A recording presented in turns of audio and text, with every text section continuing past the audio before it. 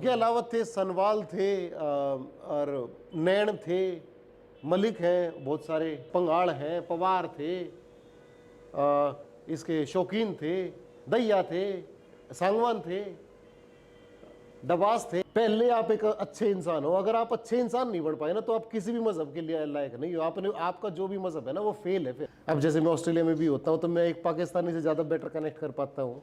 लाहौर में जब भी इंडिया के अंदर किसी की एंट्री हुई सिवाय अंग्रेज के लैंड से ही हुई, तो उसके ऊपर अल्लामा इकबाल के बहुत सारे शेर हैं, फारसी के बहुत सारे शेर हैं। तो ये मैसेजेस हैं वो क्या दिखा रहे हैं कि आपको कि आप जो सर छोटूराम और उनकी आइडियोलॉजी कितनी इंक्लूसिव थी, सब ने मिला के लेके साथ लेके चलने वाली थी। वो लोग पाकिस्तान के जिन लोगों से मिलना चाह रहा हूँ वहाँ पे वो लोग भी मौजूद है जिन्होंने वहाँ पे हिंदू मंदिरों के ऊपर रिसर्च कर रखी है बहुत सालों तक। किन्नर वर्ग है, अगर वो सम्मान के साथ एजुकेशन लेना चाहे तो उसको बहुत चीज़ों का स्ट्रगल करना पड़ेगा। आपको वाइब्रेशन महसूस हो जाएंगे कि भगत सिंह कितना पावरफुल पर्सनैलिटी था। वो डाउनलोड करा गया था और सुना गया था ऑनलाइन रेडियो को, तो वो पाकिस्तान था।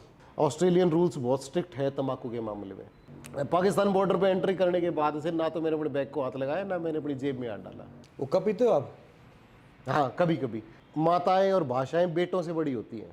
मेमोरी चल रहा है, थोड़ी देर बाद मर जाएगा।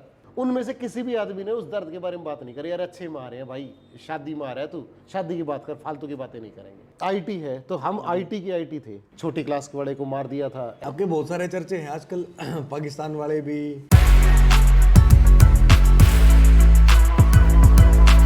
भाई साहब बहुत बहुत स्वागत है आपका। बहुत बहुत धन्यवाद राहुल भाई, आपको और आपके सारे व्यूअर को भी बहुत बहुत राम राम। कितने दिनों बाद आप इंडिया आए हो वापस?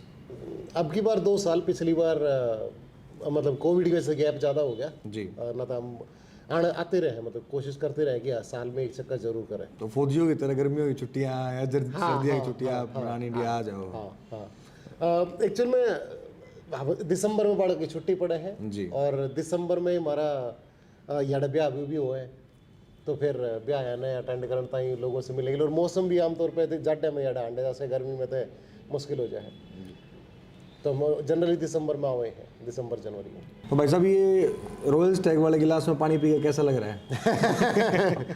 मैं नाम नहीं देखता भाई, मैं अंदर देखता हूँ, बहुत अच्छा पानी है ना। आपके बहुत सारे चर्चे हैं आजकल पाकिस्तान वाले भी, खैर उस पर भी आएंगे अपन। मैं ऑस्ट्रेलिया की कहानी जानना चाहता हूँ आपकी कि ऑस्ट्रेलिया जब आप गए पहली बात तो सोच क्या थी जाने की? बहुत सारी चीज़ें थी भाई। ये हो गया ये अचानक से वीज़ा हमने अप्लाई करा। वैसे ही मेरा दोस्त जाता बोले ला मैं अप्लाई करना चाहूँ, तेरा भी कर देता हूँ। मैंने कहा ठीक है यार कर दे। मैंने पेपर दे दिए, वो हो गया कोइंसिडेंटली। स्टडी वीज़ा पे गए थे? नहीं, मैं स्किल ऑक्यूपेशन लिस्ट निकलती है PR डायरेक्ट जिसमें वो बुलाते हैं जी। तो मैं 2012 में PR आ गई थी। फिर हम गए ना, घूमते रहे, टाइम पास करते रहे। मेरी यहाँ पे जॉब अच्छी चल रही थी और उसमें होता कि अगर आप 5 साल के अंदर वहाँ पे अगर आप नहीं जाते हो और वहाँ सेटल नहीं होते तो उसके बाद फिर वो आपको रेजिडेंट रिटर्न लेना पड़ेगा या आप एक्सपायर भी हो जाता है वो। तो मेरा तो एक्सपायर होने वाला था, मतलब इतना अपीलिंग नहीं था ऑस्ट्रेलिया जाना, क्योंकि यहाँ पे अच्छा था, सब लोग थे। एक हरियाणवी मिशन के साथ में जुड़ रहा था, तो लोगों के साथ मिलना जुलना, कल्चरल चीज़ों को देखना समझना, तो मेरे को इतना मज़ा आ रहा था कि मेरे को कुछ ऐसा अपीलिंग लग नहीं रहा था। पर कुछ बेसिक चीज़ें, हमारे खामियां तो हैं ही हमारे सिस्टम में जी। और वो बेसिक खामियां होने की वजह से, जैसे मेरा बच्चा है उसको स्कूलिंग के टाइम पे मैंने देखा उसको बहुत स्ट्रगल करना पड़ा। बच्चों को यहाँ जो हमारे देश में जो सिस्टम बना रखा है, बेचारे का रिटन टेस्ट लेंगे छोटे बच्चे का, फिर उनके भारी भारी बस्ते। तो मैं उस कन्वेंशनल एजुकेशन को ना बहुत ज़्यादा पसंद नहीं करता, जिसके अंदर आपको बच्चों को दबाव दिया जाए कि भाई रट ले सारे पहाड़े। और उस चीज़ के अंदर ना फिर एक दिन मेरा बेटा मेरे तो बोले पापा ये सब जगह टेस्ट देने जाया करता मैं उसको, क्योंकि यहाँ पे सिस्टम था सब स्कूलों में भर दिया और जहाँ पे नंबर आएगा वो आ जाएगा। तो एक दिन मैं उसको ले गया, फिर वो बोला कि भाई पापा यहाँ तो हो जाएगा ना। मगर बेटा तेरा और जगह भी हो रहा है। वो चीज़ ना मेरे को बहुत ख़राब लगी। मतलब एक बच्चा जो 4 साल का नर्सरी में जाना चाह रहा है जी, उसको स्ट्रेस अब से शुरू हो गया है कि क्या मैं कर पाऊँगा, क्या मैं सर्वाइव कर पाऊँगा इस देश में, क्या मैं पढ़ पाऊँगा। तो वो चीज़ मेरे को ख़राब लगी थोड़ी सी। और उसके बाद क्या हो गया कि और कई ऐसी चीज़ें थी, जैसे उसी टाइम पे कोई बहुत सारे अनफॉर्चुनेट इवेंट हुए थे। एक गुड़गांव के एक स्कूल के अंदर एक दूसरे स्कूल के बच्चे ने छोटी क्लास के बड़े को मार दिया था, ऐसे और के। तो मेरे को काफ़ी सारी चीज़ें लगी कि यार ठीक है नहीं, और ऊपर से मतलब एक चांस की बात होती है, टाइम आ रहा था। तो मेरे मैनेजर जो लंदन में थे उन्होंने बोले भाई यहाँ पे अब चेंज होगा, ऑर्गेनाइजेशन चेंज, तो मैनेजर बदलेंगे बहुत सारे, तो हो सकता है कोई दूसरा प्रोजेक्ट लेना पड़े। जी। तो मैं सोचा यार दूसरा प्रोजेक्ट लेना है तो यहाँ क्यों, चलो चलते हैं ऑस्ट्रेलिया ट्राई करते हैं। तो मेरा वीज़ा तो ऑलमोस्ट एक्सपायर्ड हो रहा था, मैं उससे 5-6 दिन पहले एंट्री करी, और फिर उसके बाद मैं वहीं रह गया। मतलब फिर उसके बाद मैंने मतलब पहले अकेला गया था, तो फैमिली के लिए जो बेसिक चीज़ें थी वो मैंने जुटा ली थी, अपना घर ले लिया था, और उनके रहने के लिए जो चीज़ें थी, तो उस टाइम पे इनका ट्रांजिशन, इनका उड़ाना जाना थोड़ा आसान हो गया। तो उसके बाद फिर हम वहीं पे हैं, तब से सिडनी में ही। तो कितने साल हो गए अब पूरी विद फैमिली मतलब वहाँ पे रहते हुए? 2018 से है, तो ऑलमोस्ट 6 साल। 2018 हाँ से। हाँ हाँ। 5 फरवरी 2018 को हमारी पूरी फैमिली वहाँ लैंड हुई थी। यहाँ पे किस किस उसमें आप वो काम करते थे? मैं एक अलग नीश इंडस्ट्री है ये, जैसे बहुत सारी आईटी है, तो हम आईटी की आईटी थे, तो मैं यहाँ पे भी था तब भी, और वहाँ पे भी। एक तो उस टाइम पे मैं क्लाउड कंप्यूटिंग का काम करता था जी। साथ में एक अलर्टिंग मॉनिटरिंग, मतलब अगर एक कोई भी इंफ्रास्ट्रक्चर है आईटी का या कोई भी एप्लीकेशन है, तो वो पहले से सिस्टम को अलर्ट कर देता है कि भाई आपकी जॉब लेट होगी है, या आपका सर्वर हाई मेमोरी चल रहा है, थोड़ी देर बाद मर जाएगा। तो वो सब चीज़ों का जो अलर्टिंग मॉनिटरिंग के जो एप्लीकेशंस थे नेटवर्क ऑपरेशन सेंटर के अंदर, वो इस तरह के जो आज भी बहुत कम लोग जाने हैं, इस तरह के एप्लीकेशन में वहाँ चलाता था, यहाँ भी चलाता था। मेरी वो मेन स्किल सेट थी, और फिर वहाँ पे मैं यही काम कर रहा हूँ। तो बेसिकली हम आईटी की आईटी है, आईटी वाले को मैंने जो कुछ अपना काम करने के लिए जो एप्लीकेशन या इंफ्रास्ट्रक्चर चाहिए होता है वो हम देख रहे हैं। वहाँ पे जाके आपने हरियाणवी कल्चर को बड़ा प्रमोट किया ऑस्ट्रेलिया में। दिल में वो ठसक थी कि हरियाणवी कल्चर को ऐसा राहुल क्या है कि प्रमोट जो है ना, एक बहुत सारी बात है कि माताएं और भाषाएं बेटों से बड़ी होती हैं, उनको वो बड़े कर देते हैं बेटों के कर्म। तो हरियाणवी मेरी माँ बोली थी, पर यहाँ बहुत सारे बड़े बड़े अच्छे और महान, जो मैं कह रहा जानते पहले मैं हरियाणवी और कल्चर में था, हमारे हिस्टोरिकल जो भी हीरोज़ हैं, चाहे भगत सिंह हो, चाहे सर छोटूराम हो, कल्चर के एरिया के अंदर जैसे चहल साहब हैं, हमारे रामपाल चहल साहब, नैन साहब हैं, ऐसे और बहुत सारे लोगों से, इनफैक्ट राजस्थान के भी बहुत सारे कवियों से जिनसे मिलेगा, तो एक कंटेंट जो है ना आपका बेसिक्स वो इकट्ठा हो जाए। तो उसके बाद मैं अगर उस कंटेंट को किसी भी भाषा के अंदर बात करूंगा तो लोगों ने बड़ी अच्छी लगी, क्योंकि बात अच्छी है तो किसी भी भाषा में बेहतरीन है वो। तो मैं जिनके साथ हरियाणवी में मैं लोगों से बात करी, और वो चीज़ें लोगों को पसंद आई, तो हरियाणवी कल्चर ऑटोमेटिकली प्रमोट होता रहेगा, क्योंकि आप अच्छी बात अच्छी ज़ुबान में कहेंगे, और हरियाणा का एक्सेंट और जो तरीका है बात करने का वो उसको इंटरेस्टिंग बना देता है। तो जो आपकी नॉलेज है और जो उसका प्रेजेंटेशन है, तो दर्शन प्रदर्शन का सबसे बेहतरीन मैच हरियाणवी के अंदर आप कर सकते हो, आर्टिकुलेशन जिसको बोलते हैं हम। वो कब पीते हो आप? हाँ, कभी कभी, खासकर जब मेरे कुछ खास लोग बैठे हो, तो मुझे मतलब पसंद आता है। कोई और भी पी रहा हो तो मुझे ऐसा नहीं कि मुझे खुद पीने में ज़्यादा मज़ा आता है, लेकिन कोई और भी पी रहा हो तो मैं बैठ के वहाँ पे उनकी बातें सुनने में ज़्यादा इंजॉय करता हूँ। तो वहाँ पे रखा हुआ है ऑस्ट्रेलिया में घर पे हो? डेमो हुक्के है वहाँ पे ज़्यादातर, मैंने अब तक नहीं देखा, किसी और के पास होगा तो मुझे आइडिया नहीं, क्योंकि ऑस्ट्रेलियन रूल्स बहुत स्ट्रिक्ट है तंबाकू के मामले में। डेमो यहाँ से हुक्के कैसे होते? मतलब आपके घर पे शो पीस है बस वो, अच्छा, शो पीस। हाँ, आपने उसके ऊपर चिलम लगा रखी है और बस वो रखा हुआ है, बट धुम्मा नहीं करते वहाँ पे जो लोग हैं।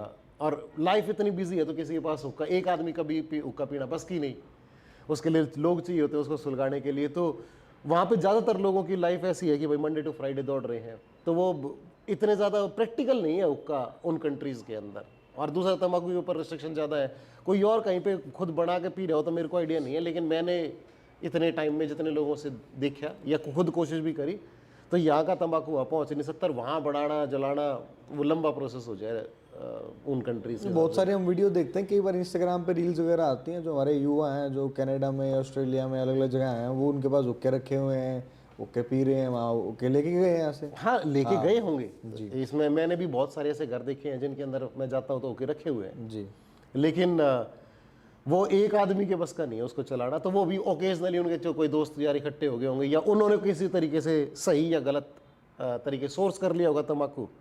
लेकिन ऑस्ट्रेलियन में तम्बाकू और जितनी भी ये नशे हैं वो सरकार उसको बहुत ज़्यादा कंट्रोल करती है, क्योंकि एक बार खुला छूट गया तो हुक्के के तम्बाकू के अंदर मिला के कोई क्या ले जाए, तो वो इस चीज़ के मामले में बहुत स्ट्रिक्ट है। तो मेरी जानकारी में ऐसा नहीं है कि आप किसी के पास जा रहे हो, वो हो सकता है धुआं किसी और का हो, दिख रहा हो, या वो शीशा हो या कुछ और हो सकता है, बट मेरी जानकारी के अंदर ऐसे नहीं है। ये रेडियो कसूत और बोल हरियाणा ये दोनों ऑस्ट्रेलिया से ही स्टार्ट हुए हैं शायद।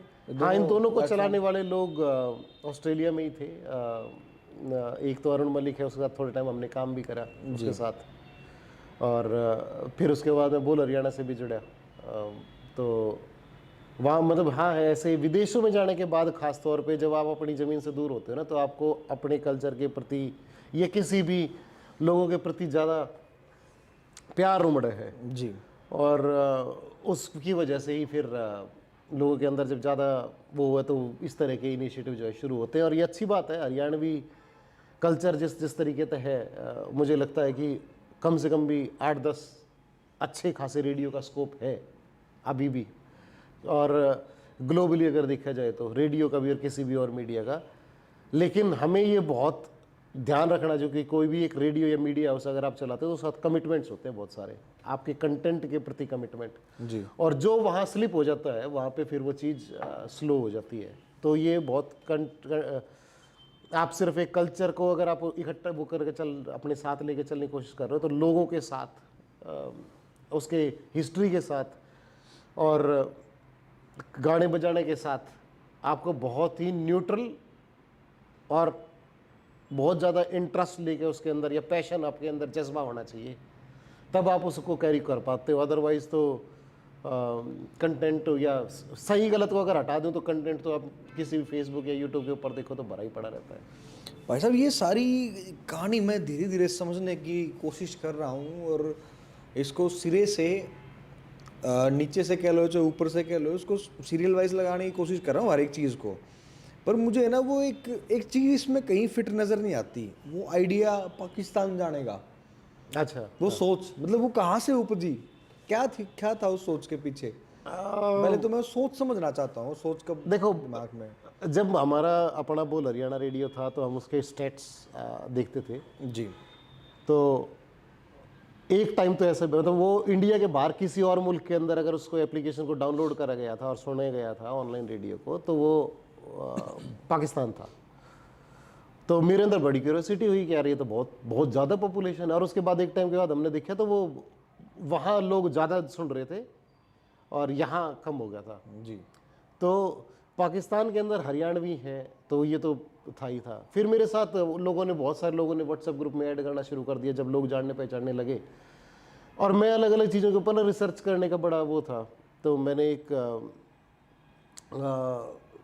उसके ऊपर डाली थी हसन खामेवाती के ऊपर एक वो थी, तो राजपूत जो लोग थे उनका ग्रुप था जो पहला जिसमें मेरे को उन्होंने ऐड करा था, और वो अभी भी टच में, अब की बार मैं गया तो उन लोगों से मिल के आया था।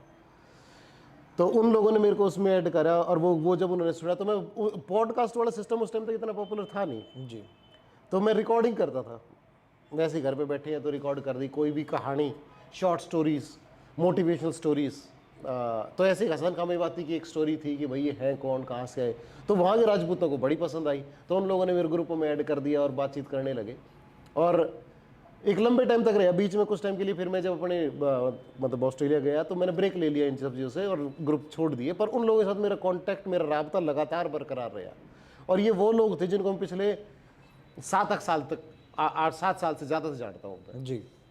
तो ये वर्चुअली पहचाना था। और मैंने कभी इनके उस ज़माने में व्हाट्सअप की वीडियो कॉल की फैसिलिटी भी नहीं थी, वीडियो कॉल करी भी नहीं थी हमने, तो हमने एक देखा नहीं था। लेकिन हम दोनों मतलब लोग जितने भी थे, कोई फेसबुक पे ऐड हो रहा है, बातचीत कर रहे हैं, वॉइस नोट भेजे जा रहे हैं, तो ऐसे काफ़ी टाइम तक था। तो एक बड़ा रीज़न तो ये था कि ये मेरे जो दोस्त हैं इन दोस्तों से मिल के आना था जो मेरे को था। फिर एक मेरा दोस्त भाई है खलील, वहाँ पे उसका शादी आ गई, वो बहुत दिनों से कह रहा था कि भाई शादी होगी भाभी, शाही घाल लगी जब ब्याह करवाऊंगा। चंदोड़ का है वो, जज्जर के पास जी। तो यहाँ से माइग्रेट करके वो चले गए थे, तो वो उसकी शादी होने लगी। मैं कहा यार अब तो करते हैं। और कुछ राजपूत भाइयों ने भी, उन्होंने कुछ एक नोरा एसोसिएशन है वहाँ पे, जो हरियाणवी लैंग्वेज के ऊपर बहुत दिनों से मुल्तान में काम कर रहे हैं। मुल्तान में ऑफिस है उनका। तो राव उमर याद खान साहब, अख्तर मिर्जा, ऐसे काफ़ी सारे बहुत ही ज़हीन, बहुत ही इंटेलिजेंट लोग हैं उसके अंदर। राणा तस्वीर हैं कि ये क्या करते हैं, लिखते हैं हरियाणवी में। तो और मैं जब इनसे बात करता हूँ ना, तो ये वो वर्ड भी मेरे को बताते थे जो हमने, जैसे मराड़, उन्होंने एक किताब लिखी है राव उमर याद के पिताजी ने, कि मराड़ करके। अब हमने कहा काली मराड़, हम बहुत सुना है हमने, लेकिन इसका एग्जैक्ट मतलब क्या था? तो इसका मतलब चूल लेगी आधी जली हुई लकड़ी। चूल लेगी आधी हाँ, जली जो लकड़ी गाँव में जब जल गई, काम खत्म हो गया, तो वो जिसको लिकाड़ के पानी डाल के रख दे करते नेक्स्ट दिन के, अगले दिन के लिए इस्तेमाल करने के लिए, उसने क्या करते मराड़। तो वो इस लेवल तक हर शब्द का, और उस कविताओं में जब आप उसकी शायरी है हरियाणवी, उन्हें आप पढ़ो तो वो अलग लेवल की है, उसको आप पढ़ो तो मजा ही अलग आ जाए। क्योंकि जिस आदमी को, मेरी नॉलेज में सबसे ज़्यादा इंपॉर्टेंट ज्ञान अगर कुछ है ना, सबसे सुप्रीम नॉलेज है ना, तो नॉलेज ऑफ लैंग्वेज है। उसके बिना आपकी सारी नॉलेज फेल हो जाती है, अगर आप अपनी सही चीज़ किसी को बता नहीं पाते तो। जब तक आपको बताना नहीं आता ना, तो आपकी सारी चीज़ शून्य है। तो उन लोगों की आर्टिकुलेशन, इसीलिए कभी जो है अच्छे नेता भी बने भारत में, तो बड़े बड़े वकील भी बन जाए हैं, या वकील वो बन जाए, क्योंकि वो लैंग्वेज के ऊपर उनकी कमांड होती है। तो उनकी, जिस आदमी की इस लेवल के ऊपर हरियाणा में कमांड थी, उनकी उर्दू की कुछ चीज़ें यहाँ के लोगों ने भी काफ़ी इसमें कंट्रीब्यूट करा है। तो वो कोशिश कर रहे हैं नोरा बड़े कि हम इसको जैसे MA कोर्स में इसको डाल दिया जाए हरियाणवी को। तो जैसे MA इन सराइकी, MA इन मुल्तानी लैंग्वेज होती है, MA इन हरियाणवी भी हो उसके ऊपर। उसके लिए उनको कुछ 10 से किताब लिखनी है, हर साल पब्लिश करनी है। तो वो अलग अलग जगह पे जाकर रिप्रेजेंट करते हैं लैंग्वेज को, और इस लैंग्वेज को कोशिश करा रहे हैं कि इसको as a formal language add करा दिया जाए पाकिस्तान के अंदर। इसमें कामकाज हो, इसमें लिखा जाए, इसकी पढ़ाई हो, ताकि ये ख़त्म ना हो। जो मैंने यहाँ देखा, हाड़ा ख़त्म होने लग रही है। हमारे से ज़्यादा काम तो वो कर रहे हैं, इसका मतलब तो मैं ऐसा नहीं कहूँगा। उन लोगों ने डेफिनेटली बहुत कुछ लूज़ करा है। तो वो जैसी बात है, आप जाते हो अपनी ज़मीन से दूर तो प्यार बढ़ता है, अपनी ज़मीन की याद ज़्यादा आती है।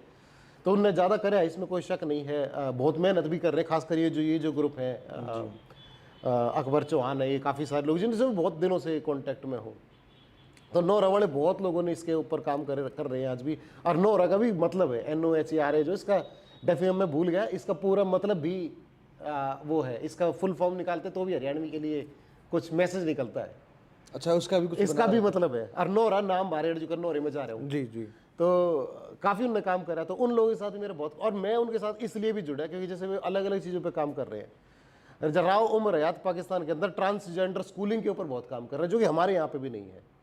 ट्रांसजेंडर स्कूलिंग के हाँ, ऊपर काम तो जो हमारे यहाँ पे जिनको किन्नर वर्ग है, जी। अगर वो सम्मान के साथ एजुकेशन लेना चाहे तो उसको बहुत चीज़ों का स्ट्रगल करना पड़ेगा। जबकि भारत के अंदर बहुत कुछ डिप्लोमेसी है, और डेमोक्रेसी के साथ साथ आपको ऑप्शन मिलते हैं, और ओपन सिस्टम भी मैं बोलूँगा हिंदुस्तान का बहुत है। फिर भी अगर देखा जाए तो पाकिस्तान जैसे इस्लामिक स्टेट के अंदर किन्नरों के लिए स्पेशल स्कूल बनवाना, और उनको सम्मान और इज्जत के साथ एजुकेशन और लेने का जो अधिकार है वो देना, वो अपने आप में एक बहुत अच्छी। तो मैं इन सब चीज़ों के ऊपर इनसे बात करता था कि आप इसके ऊपर क्या कर रहे हो। अख्तर मिर्जा साहब ने, वो हिंदुस्तान भी आए हैं 2 बार, उन लोगों ने यहाँ पे आके देवनागरी सीखी ताकि वो पुरानी जो लिखी हुई किताबें उनको पढ़ सकें और उनको उर्दू में लिख सकें, और फिर वो जाके वहाँ पे किताबें पब्लिश हो जिसको उनकी रिक्वायरमेंट है, जो मीट करने के लिए उनको। तो लोगों का पैशन कितना है। हम लोग एक लैंग्वेज से दुखी होना शुरू करते हैं, और जब आप किसी लैंग्वेज को पढ़ते हो तो सिर्फ शब्द नहीं पढ़ते ना, आप उसके शब्द का मतलब भी कैरी करते हो। तो अगर आपने किसी किताब को पढ़ के लिखा है तो आपने पढ़ा तो है, बिल्कुल, और फिर उसको लिखा भी है, तो आप वो चीज़ आपके दिमाग में ऑटोमेटिकली, आपने उस किताब को पी लिया है, पहन लिया आपने उस किताब को। ये हमारे जो हिंदुस्तान में है ना, और आप हिंदुस्तान में, पूरे हिंदुस्तान की बात कर रहा हूँ मैं इसमें, हाँ, हमारे दिमाग में एक चीज़ डाली जाती है, या वो अखबारों के थ्रू, मीडिया के थ्रू, या अलग अलग चैनल्स, अलग अलग जो मीडियम्स हैं उनके थ्रू, पाकिस्तान हमारा दुश्मन है, पाकिस्तान बहुत ख़राब मुल्क है, मतलब पाकिस्तान की जितनी बुराई हो सकती हैं वो सारी से सारी बुराई हमारे दिमाग में डाली जाती हैं। आपके दिमाग में वो बुराई मौजूद नहीं थी, आपको नहीं लगा वो सारी चीज़ों से, आपको डर नहीं लगा उन सारी चीज़ों से जाने से पहले? देखो, कभी रोकने की कोशिश नहीं की उन चीज़ों ने आपको? वो नहीं रोक पाए। थी वो मतलब चीज़? उस तरह की चीजें मेरे दिमाग में आई ही नहीं कभी। मतलब वो कोई रीजन नहीं था कि भाई पाकिस्तान ऐसा है वैसा है। मेरे को बस ये था कि क्या कहीं पे अगर आप जाते हो तो आपको कल्चर अच्छे तरीके से पता होना चाहिए। कुछ ऐसा ना हो कि कोई किसी चीज से हम उनको ऑफेंड कर दें, या आपको किसी चीज को, जैसे अगर मैं जाऊंगा तो एक डेकोरम है जिसको मैंने मेंटेन करना है। जी। तो अगर मान ली मैं जैसे वहां पे था, हम गुरुद्वारे में गए तो उन लोगों ने बोले वही और लोग नहीं जा सकते, हिंदू सिख जा सकते हैं। मैंने क्यों बोले, यहाँ पे एक डेकोरम है जो मेंटेन करना है, दूसरा आदमी नहीं कर पाता तो फिर दूसरा आदमी उससे नाराज हो सकता। तो मैं कह कुछ ऐसा ना हो जिससे मैं किसी को दुख पहुंचाऊं, वो नहीं होना चाहिए। अदरवाइज मेरी वाइफ का बहुत सपोर्ट रहा, मतलब वो हमेशा से क्या ही करती, भाई तेरा सपना है, तेरे को जाना है। और मेरे को इन सब चीज़ों में रिसर्च का था, सिर्फ हरियाणवी ही नहीं, अपना एक जाट होने के नाते भी मेरे को लगता था कि मैं उस रेस जो हमारी माइग्रेशन हुई है हिंदुस्तान के अंदर, जी। उसके ऊपर रिसर्च करूं। तो जैसे मेरे को अभी इराकी लोग मिले हैं जो सेम टैटू को फॉलो करते हैं, सेम आइडम को फॉलो करते हैं, तो अब मैं उनका भी इंटरव्यू करूंगा। वहां से फिर मैं उस ट्रेल को फॉलो करते करते आना चाहूँ, तो वहां पे भी मेरे को एक टाइम के बाद हमारी लैंग्वेज अटक जाएगी पाकिस्तान से आगे जाके। और जब तक आप लोकल आदमी नहीं मिलेंगे, लोकल पॉइंट नहीं मिलेंगे, तब तक आप वो चीज़ नहीं समझ पाओगे। तो मेरे को सर छोटराम के बारे में जानना था कि वहाँ के लोग कितना जानते हैं, मानते हैं। वो यूनाइटेड पंजाब के डिप्टी मिनिस्टर रहे, डिप्टी पीएम।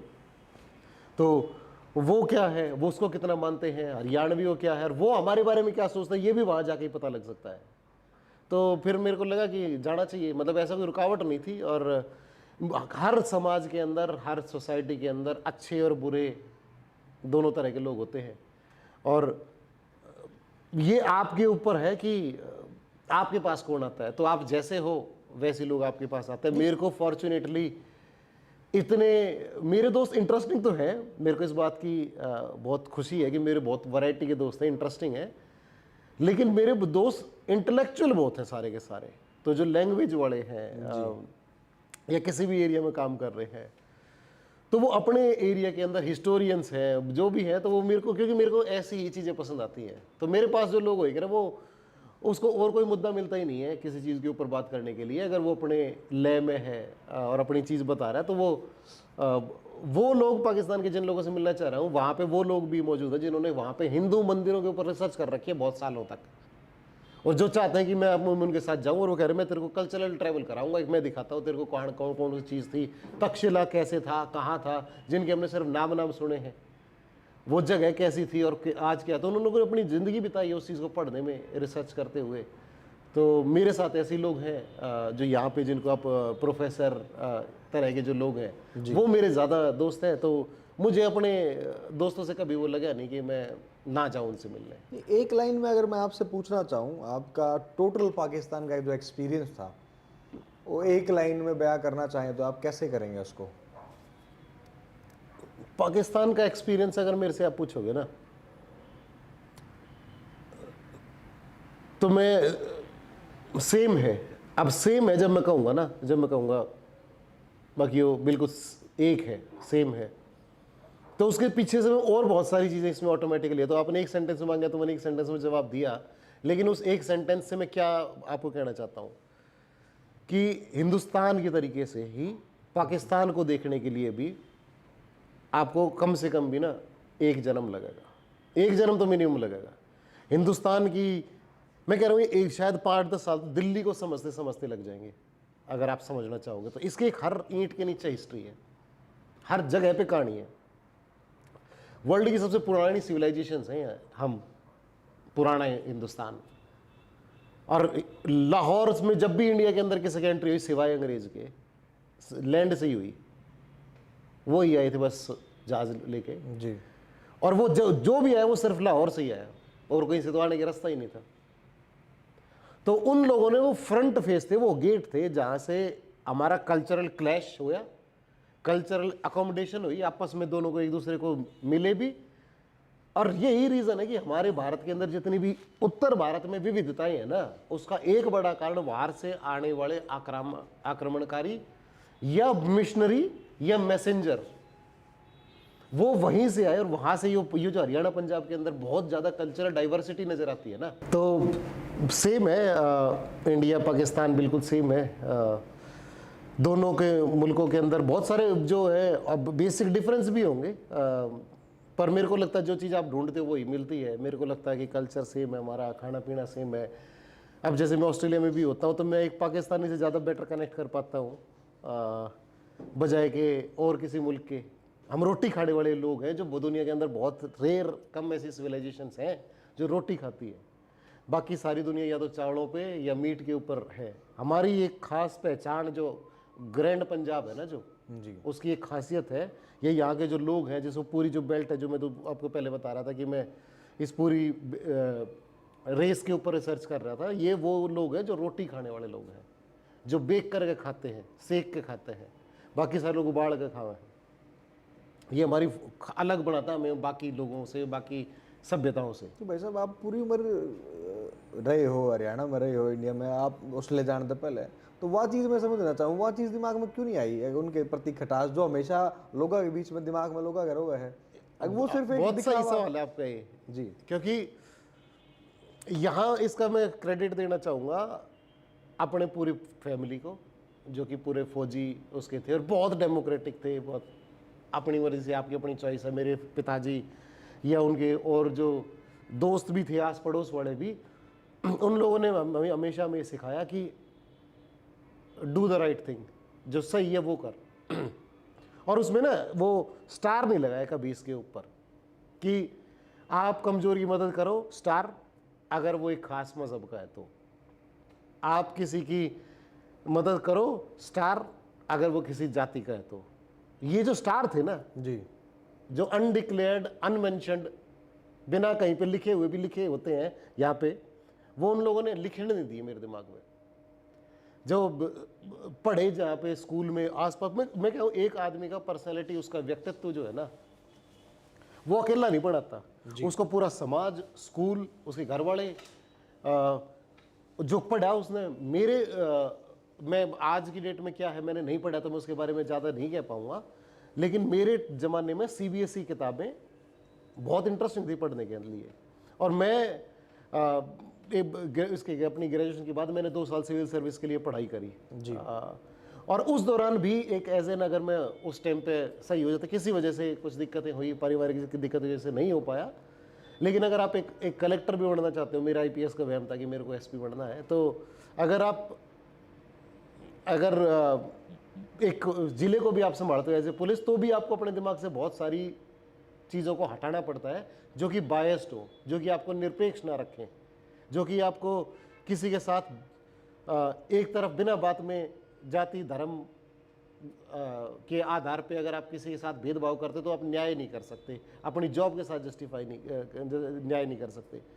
तो वो सब भी कहीं ना कहीं मेरी over a period of time पढ़ाई, लोगों के साथ रहते रहते वो चीज़ें दिमाग में आई नहीं। कुछ फोर्स ट्रेनिंग भी होती है अपनी, जो मैं सिविल सर्विस की तैयारी करूँ था, उसके बाद फिर वो चीज़ें भी पीछे छूटी, तो मेरे दिमाग कभी ऐसी आई नहीं। और मैं बहुत, एक और बड़ी चीज़ है कि मैं जब मैं सिविल सर्विस तैयारी कर रहा था उस टाइम मेरा सब्जेक्ट था, जो उस टाइम पे 2 सब्जेक्ट चुनने होते थे, 2 इलेक्टिव, एक ऑप्शन, एक GS।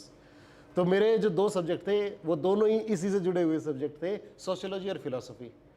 तो मैंने अपने आप पे एज ए कोर्स प्रिपरेशन भी इस्लाम के भी चीज़ें पढ़ी, समाज के सोशियोलॉजी का जब मैंने पढ़ाई करी तो मैंने उनके समाज की चीज़ें भी पढ़ी। और तो मेरे को उन सब चीज़ों से जब आप जान जाते हो ना, जब तक आपका भय ही अज्ञानता है, आपका डर ही आपकी नहीं, अगर डर और रिस्क सिर्फ आपकी अननोइंगनेस बढ़ाती है। अगर आप किसी चीज़ को जानते हो, मार्केट के अंदर आप जाते हो, इन्वेस्ट करते हो, शेयर खरीदते हो, अगर आपको पता है या आपको नॉलेज है तो ना तो आपका रिस्क है ना आपका डर है। ये दोनों ही चीज़ें आपके दिमाग में अगर किसी चीज़ के बारे में जानकारी नहीं है तो ही पैदा होती है। और मेरे को एक मौका मिल गया, इंटरेस्ट था मेरा, तो कोई वो भी नहीं था, लेकिन बचपन से मैं सिक्खी की तरफ बहुत झुकाव था। गुरुओं को पढ़ने में, गुरबाणी को पढ़ने में मेरा बहुत अच्छा मन लगे करता। मेरे बहुत पक्के पक्के दोस्त सरदार रहे। मुसलमानों से मैं क्यूरियस बहुत था, सवाल बहुत पूछता था लोगों से, और मैं समझने के तरीके से सवाल पूछता था, इसलिए नहीं कि मेरे को उसमें से बाल की खाल निकालनी है। और मेरा बड़ा मानना है कि कोई भी मज़हब है ना हमेशा आपको अच्छी चीज़ सिखाता है। अगर वो उसने सही नहीं सिखाई ना तो वो सही नहीं है। जैसे मेरा एक बहुत अच्छा दोस्त है पाकिस्तानी, जिसके पास में गया भी था, रुकया भी था, राय मोहम्मद अली। वो हमेशा यही कहा है कि पहले आप एक अच्छे इंसान हो। अगर आप अच्छे इंसान नहीं बन पाए ना तो आप किसी भी मज़हब के लिए लायक नहीं हो। आपने आपका जो भी मज़हब है ना वो फेल है फिर। तो मेरे को कभी लगा नहीं कि मुझे नहीं जाना चाहिए। और मैं ये तो अभी पहला पढ़ा हुआ है। आप राहुल भाई सोचो कैसा वो कर रहा है। मेरा इसलिए नहीं कि मेरे को एक आजकल जो ट्रैवलिंग सब लोग, बहुत सारे लोग कर रहे हैं ट्रैवल ब्लॉगिंग जी। मैं यहाँ पे भी अब मैंने जैसे अपना शुरू करा है, तो मैं इस रिसर्च को ट्रैवल नहीं करना चाहता। मैं जाके किसी दुकान के अंदर वहाँ पे क्या खाना मिल रहा है वो मैं नहीं दिखाना चाहता, वो आप देख सकते हो। मैं ये दिखाना चाहता हूँ कि आप वहाँ जाके वो चीज़ जो आपको नहीं दिखती, कि वहाँ जाने के बाद आप किसी भी कंट्री के अंदर, मैं जैसे सीरिया जाना चाहूँ, मैं इराक जाना चाहूँ, इजिप्ट जाना, उनका हरियाणा से कनेक्शन है बहुत गहरा। जी। तो इन दोनों सिविलाइजेशन के बीच में कॉइन्स मिलते हैं जो सेम है, तो इसका मतलब ट्रेड था, लोग आते जाते थे। तो मैं इन कंट्री के अंदर भी जाना चाहूँ, देखना चाहूँ कि भाई आपका जो इंसान है वो क्या है, कैसे आपका एजुकेशन सिस्टम है, कैसे आपके स्कूल चलते हैं, कैसे आपके और चैलेंजेस क्या है, या क्यों आपकी खासियत क्या है, आपका साहित्य क्या है, आप किसी भी चीज़ के ऊपर कट्टर या थोड़ा सा सॉफ्ट क्यों हो और कैसे हो। तो मैं तो मतलब कहीं भी जाता हूँ तो चीज़ों को खोद लेने के लिए और चीज़ों को समझने के पॉइंट ऑफ व्यू से जाता हूँ। तो वो मेरे को लगता है कि पाकिस्तान में भी बहुत है और इंडिया में भी बहुत है। मैं यहाँ भी बहुत पढ़ना चाहता हूँ, चीज़ों को देखना चाहता हूँ। और ऐसी चीज़ें, थोड़ी सी अच्छी बात ये है कि मेरे को लैंग्वेज आती है, मतलब उर्दू ऐसी है जैसी हमारी हिंदी है। और जहाँ जहाँ मैं गया वोडे हरियाणी खूब चले थी, तो लोगों में घूम फिर के और चीज़ों को समझना चाहता हूँ, मैं देखना चाहता हूँ। बस इतनी ही वो है भाई साहब। एक के ना, मैं करतारपुर गया था एक बार जी। और करतारपुर जाने से पहले मैंने अपने घर पे जिक्र किया, घर से वो जिक्र आस पड़ोस में चला गया कि ये पाकिस्तान जाना चाहता है। तो मेरी जो सोच थी, मेरी ये सोच थी कि कहीं ना कहीं हम सब पहले एक थे। तो मैं एक बार बस मेरी सोच ये थी मैं एक बार जाऊं, जाके जो पहले इस तरफ से भाई गए हैं वहाँ पे, तो उनसे जाके मिलूं और बातचीत करूं। और जो ये हवा फैला रखा है, या जो मैं इसको ब्रेन वॉश करने की चीज़ें कहूँगा कि इंसानियत से वजूद ख़त्म करने की जो चीज़ें हमारे दिमाग में घुसा रखी है ना, इसको चैलेंज करूँ। ये भी था एक एजेंडा। तो मैं गया, मैंने जाके बातचीत की। और मतलब जाने से पहले मेरे को बड़ी परेशानी है, घर वालों ने मना कर दिया, सब ने वो तो पाकिस्तान जाओगा तो नहीं हो जाएगा। तो मैं गया, जाके मैंने बातचीत की, मिला। और मैं जब वहाँ से आ रहा था ना तो मेरी आंखों में आंसू थे। इसलिए नहीं थे कि मतलब मैं उस फीलिंग को बयान नहीं कर सकता कि वो ज़मीन की फीलिंग थी या उन लोगों की फीलिंग थी। देखो, आप कहीं भी जाओगे एज एन गेस्ट, आपको वेलकम अच्छा किया जाएगा, आपको अच्छा फील करवाया जाएगा, वो तो एक नॉर्मल चीज़ है। लेकिन पता नहीं, एक वो चीज़, एक वो एनर्जी मान लो, आप वो ज़मीन वाली बात मान लो। तो मेरे को ऐसा लगता है, या मैं पर्सनली ऐसा सोचता हूँ कि ऐसे ही इंसान वहाँ पे हैं, ऐसे ही इंसान यहाँ पे हैं। और कभी ना कभी, चलो ये अलग बात है, हम यहाँ पे 24 घंटे रहते हैं तो हमें यहाँ बुराई भी ज़्यादा दिखने लग जाती है। वहाँ हम कुछ दिन के लिए गए तो हमें ज़्यादा बुराई नज़र नहीं आई। वो तो एक स्वाभाविक बात है।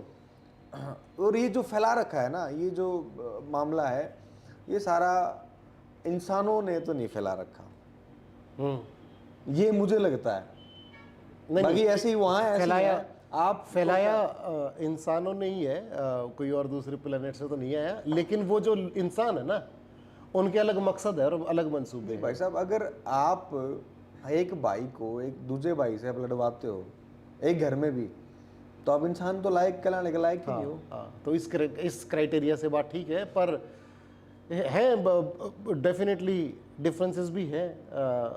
पर डिफरेंस भी वही होता है जहाँ पे आपका कुछ जुड़ाव हो, जहाँ से आपको कोई लेना एक नहीं देना। तो हमारे बहुत सारे ऐसे देश हैं जिनसे हमारा कोई लेना देना ही नहीं होता है।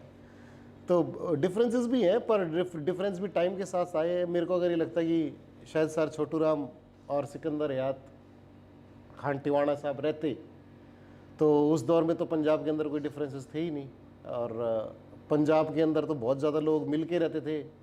और जब पूरे देश में जब गवर्नमेंट ऑफ इंडिया एक्ट के बाद इन्होंने सरकारें बनाई थी, तो इन्होंने यूनियनिस्ट पार्टी की जो सरकार थी वो जितने लोगों को साथ लेके चलते थे, और हिंदू मुसलमान सिख इन सभी कम्युनिटीज़ को जिस तरीके जोड़ के वो सर छोटू राम और सिकंदर हयात खान टिवाणा साहब जो रखते थे, वो मैजिक था यार। कहाँ पाकिस्तान से एक लीडर और कहाँ रोहतक से एक लीडर, और पूरे साथ उन्होंने अपने साथ बांध लिया लोगों को, और लोग उनकी आइडियोलॉजी को सपोर्ट कर रहे हैं और टू नेशन थ्योरी के खिलाफ हैं।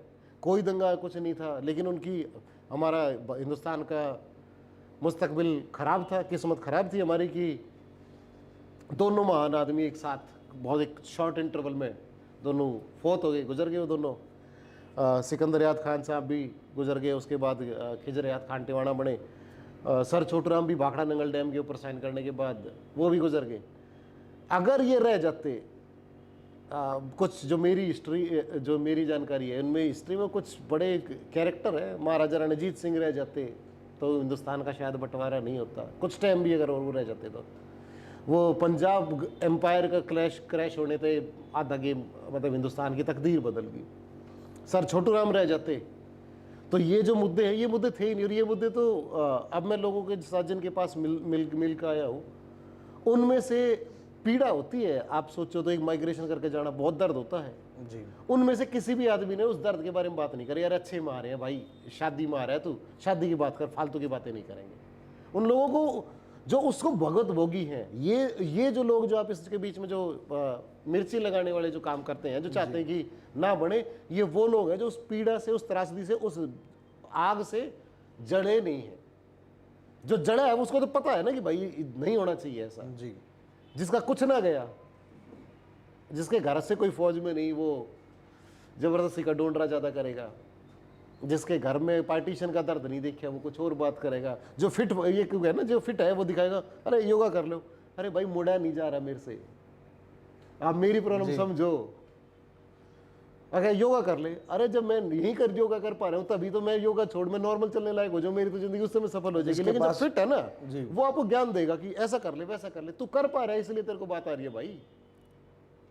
तो वही है जो उस दौर से गुजर जाए ना, जो दर्द में रहे हैं, वो उस चीज़ की इम्पोर्टेंस अपने आप समझ ले है, और वो लोगों ने समझी है। और खासकर हरियाणा और पंजाब से जो लोग गए और आए हैं, ये दोनों इस बात को अच्छे से समझते हैं। ये भाई सब जो आजकल ये चीज़ चलती है या देश में विभिन्न जगहों पर चल रही है कि कोई एक इंसान को दूसरा इंसान बोलता है तू जय श्री राम बोल, एक इंसान दूसरे इंसान को बोलता है तू अल्लाह अकबर बोल। ये ऐसे फोर्सफुली एक दूसरे से चीज़ें बुलवाना, कहलवाना, या एक दूसरे पे चीज़ें थोपना, फेंकना, ये सारी चीज़ कुछ देखी आपने वहाँ फेस की पाकिस्तान में? लगा आपको ऐसा? नहीं, देखो मैं तो परिवार में गया था, घर में गया था। तो आप बाहर भी घूमने गए? बाहर भी गया, लेकिन एक तो हरियाणा का आदमी मैंने देख के तो कोई पहचाना नहीं पाता कि मैं बाहर आ रहा हूँ तो किसी को पता ही नहीं लगता कि मैं अलग हूँ जी। ठीक है। तो वहाँ मैं जितने भी जगह पे गया, मेरे को ये मुद्दा ही नहीं है। यहाँ बाहर जाके देख लो ना, हर आदमी रोजी रोटी कमाने के लिए बिजी है। सबको चाहता है कि उसके बच्चे को पढ़ाई मिले, माँ बाप को इलाज मिले, और कुछ उसके साथ गलत ना हो, उसका परिवार साथ रहे। यही दौड़ वहाँ पे है लोगों की। दुनिया में इंसान की दौड़ यही है। ये जब आप सोचते हो ना कि लोगों को इस्तेमाल करने के लिए, टूल करने के लिए, वो इस तरह के बहुत सारे लोग होते हैं जो आपके अंदर अलग अलग चीज़ें इम्प्लांट कर देते हैं, आप सीख लो उनसे। तो भाईचारे से बड़ा तो कोई धर्म नहीं होता है। और उसको मैं खुश में, खराब लोग भी होंगे, दुनिया खराब भी है, नहीं तो सच में जन्नत नहीं होती हमारी धरती। खराब है दुनिया में, इसको अब डिनाई नहीं कर सकते। तो खराब लोग भी होंगे दुनिया में, लेकिन इसका मतलब ये नहीं है कि आपको अच्छाई से मुंह मोड़ देना चाहिए। तो मेरे को तो अच्छे लोग मिले और मैं उनके साथ बहुत अच्छा रहा। तो जब आप पहली बार आपने जैसे वहाँ से अपने अटारी बॉर्डर से वाघा बॉर्डर की तरफ मुंह किया है, पहला कदम पाकिस्तान में आप रखते हो, आप बॉर्डर से जाते हो, क्या रिएक्शन था वहाँ जो रेंजर्स थे उनका, या फिर क्या आपको फील हुआ कुछ? रिएक्शन है ना राहुल भाई जी, हम लोगों के होते हैं एक्सपीरियंस, वो जो वहाँ पे ड्यूटी देते हैं ना वो तो रोज निकालते हैं 300-400 लोगों को। आपकी जो बातें उनसे होती है ना, हाँ। मतलब मैं जानना तो चाहता उन हूँ। लोगों ने ना, अब जैसे मैं उन लोगों से मिला तो हमारे वालों ने, मैं जैसे सोच रहा था कि यार कैसे देखेंगे ना, तो हमारे वाली साइड के लोगों ने बहुत स्मूथ ट्रांजिशन करा, आओ सर बताओ ये वो अच्छे से। और एक मेरा पासपोर्ट ऑस्ट्रेलियन था तो उन्होंने मेरे को विदेशी ट्रीटमेंट दिया बेसिकली। तो अच्छे से बात करी उन्होंने, वहाँ जाके दूसरे को हैंड ओवर कर दिया। वहाँ से पाकिस्तान में भी जो लोग हैं उन लोगों ने कोई ऐसा नहीं करा। हाँ, मेरे लिए एक तजुर्बा बहुत अलग था कि जब मैं दोनों देशों के बीच में जो गेट है, जब उस गेट के ऊपर खड़ा हो गया, आप देखते हो दोनों तरफ, तो आपको बहुत सारी चीज़ें महसूस होती हैं कि यार अलग क्यों हुए, इस गेट की क्या ज़रूरत थी, और अब अलग हो गए हैं तो ठीक से कैसे रहें, और सब नहीं तो कम से कम मैं ठीक कैसे रहूं, और मैं वहाँ जाऊँ तो क्या मैसेज इस कंट्री के लिए वहाँ दे के, और वहाँ से आऊँ तो इस मुल्क के लिए क्या मैसेज लेके आऊँ। वो मेरी अपने ढूंढने की भी है ना, अगर मैं जाऊँगा तो मुझे क्या मिलेगा। आपने कहते सुना नहीं होगा कि कोई आदमी खड्डा खोद खोद के कूड़ा निकालने लग रहा है, खड्डा खोद खोद के सोना ढूंढा जाता है। तो जब आप कहीं पे जा रहे हो और पुरानी परतें उलट रहे हो ना, तो आप अच्छी चीज़ ढूंढ रहे हो ना जी, तो वहाँ जाओ, तो वहाँ से भी अच्छी लोगों करो। वहाँ से मैं फॉर्चुनेट था, बहुत किस्मत वाला था कि मैंने जाकर मैसेज दिया कि वो भी आपके लिए आज भी उतना ही रोते हैं, महसूस करते हैं। और कुछ चीज़ें होती है सिर्फ कहने की, लफाजी तो कोई भी कर सके है। पाकिस्तान बॉर्डर पे एंट्री करने के बाद से ना तो मैंने अपने बैग को हाथ लगाया, ना मैंने अपनी जेब में हाथ डाला। उन लोगों ने दिया ही नहीं मेरे को ये मौका। उन्होंने मेरा सामान भी हर जगह से उठा के खुद रखा। ये सेम चीज़ मेरे साथ भी हुई थी। हालांकि मैं लगेज तो नहीं लेके गया, पर जेब में हाथ नहीं डाला मैंने वहाँ एंट्री करने के बाद। हाँ। मैं वहाँ से लेके आया हूँ। हाँ हाँ, तो ऐसे लोग थे जो और मैं तो खैर वेजिटेरियन हूँ, तो उन्होंने मेरे खाने का जो ध्यान रखा, जो मेरी कंफर्ट का ध्यान रखा, और उन्होंने 1 मिनट में समझ लिया कि मुझे क्या चाहिए। मुझे लग्जरी बिल्कुल पसंद नहीं है, मुझे देसी माहौल पसंद है, खाट पसंद है। कई होते हैं ना जैसे जरूरत से ज़्यादा वो करने के लिए कि भाई ना तेरे को ये खिलाएंगे, आज ये दिखाएंगे। उन्होंने जो मैं चाहता था ना, उन्होंने मेरे को वो चीज़ दी, इसलिए मेरे को बहुत अच्छा लगा। मतलब बिना बात की फोर्स नहीं की, यार ये खा, यहाँ सो। अच्छे मैंने बोला मेरे को यहाँ सोना है, तो उन्होंने वहाँ बेड लगा दिया। मेरे को वहाँ खेत में जाना, चल खेत में चलेंगे, नहीं अब मैं वहाँ जाकर उससे मिल के आऊँगा तो वहाँ चलेंगे। तो आज़ाद छोड़ दिया। मैं बहुत टाइम के बाद ऐसा होया कि मैं इंडिया में आने के बाद भी, अब मैं पिछले ये जो मेरे ट्रिप रहा उसमें मैं ऐसा ही रहा। मैंने कोई प्लान नहीं करा, कोई आ रहा है तो मिल लिया, कुछ हो गया तो मना कर दिया। वहाँ जैसे आपने बताया कि आप खेत में भी सोए थे।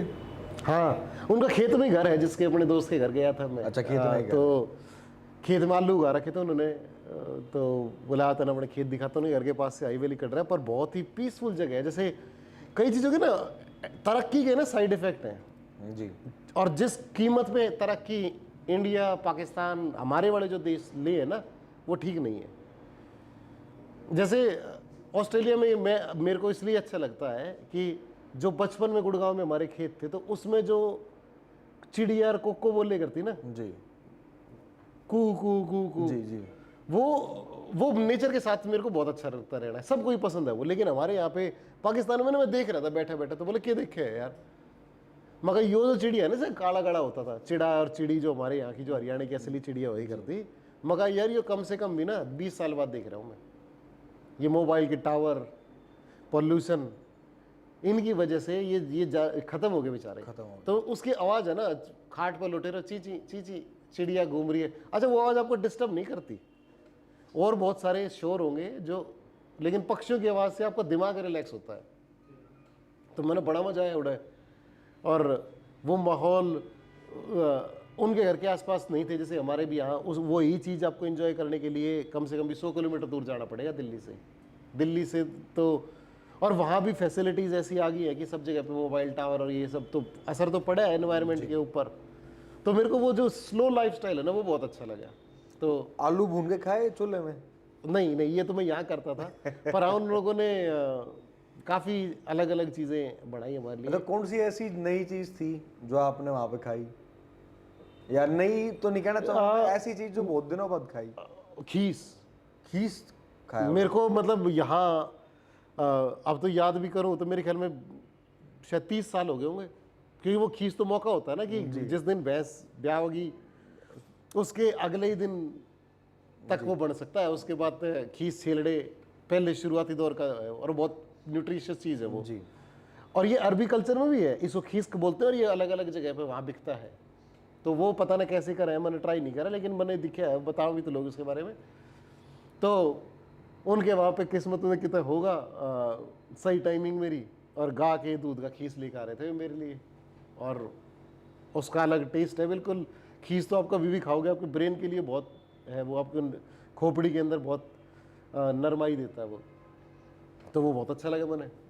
तो ये रेयर चीज़ थी जो मतलब मैंने वहाँ क्या मतलब किसी भी जगह पे तो चांसेस की बात होती है, लेकिन उन लोगों ने अरेंज कर रखी थी। उसके अलावा कोई ऐसी और चीज़ जो एक रेवाड़ी का हलवा है, वो जैसा हमारा मिल्क केक रहे है जी। इस टाइप का, लेकिन घी ज़्यादा डाल के उसको सॉफ्ट कर दें, उसमें और बहुत पिस्ता बादाम का बहुत तरह का वो है। तो मैं लोकल चीज़ें खाने गया, मैं वहाँ पे जैसे हमारे चांदनी चौक में जाओ कचौड़ी खाओ तो वो जो टेस्ट है वो कहीं नहीं मिलता। तो मैं लाहौर के बाज़ार में गया, वहाँ पे वो कचौड़ी वो ही अलग फ्लेवर उसका, समोसे, खीर, एक कटोरे के अंदर कटोरा लगा के ऊपर नीचे से उसका शेल बना के खीर बना हुआ है वो। नान खाता, एक दुकान का नाम तो भूल गया, उसकी जो बेक्ड बिस्किट रहे हैं वो शायद 1800 के कुछ दौर की दुकान है, वो छोटी सी दुकान है। और वो ऊपर जो जैसे हमारे यहाँ चांदनी चौक के अंदर जो आज भी टेस्ट है, घंटे वाला और पराठे वाली गली, इस तरीके इनसे भी पुराने वहाँ पे ऐसी दुकानें थी जहाँ पे मैं गया। तो वर्ल्ड सिटी के अंदर है कामरान लशारिया साहब है, वो एक उन लोगों ने लाहौर को रिस्टोर कर रहे हैं, वो आसपास के किले को, पुरानी इमारतों को जी।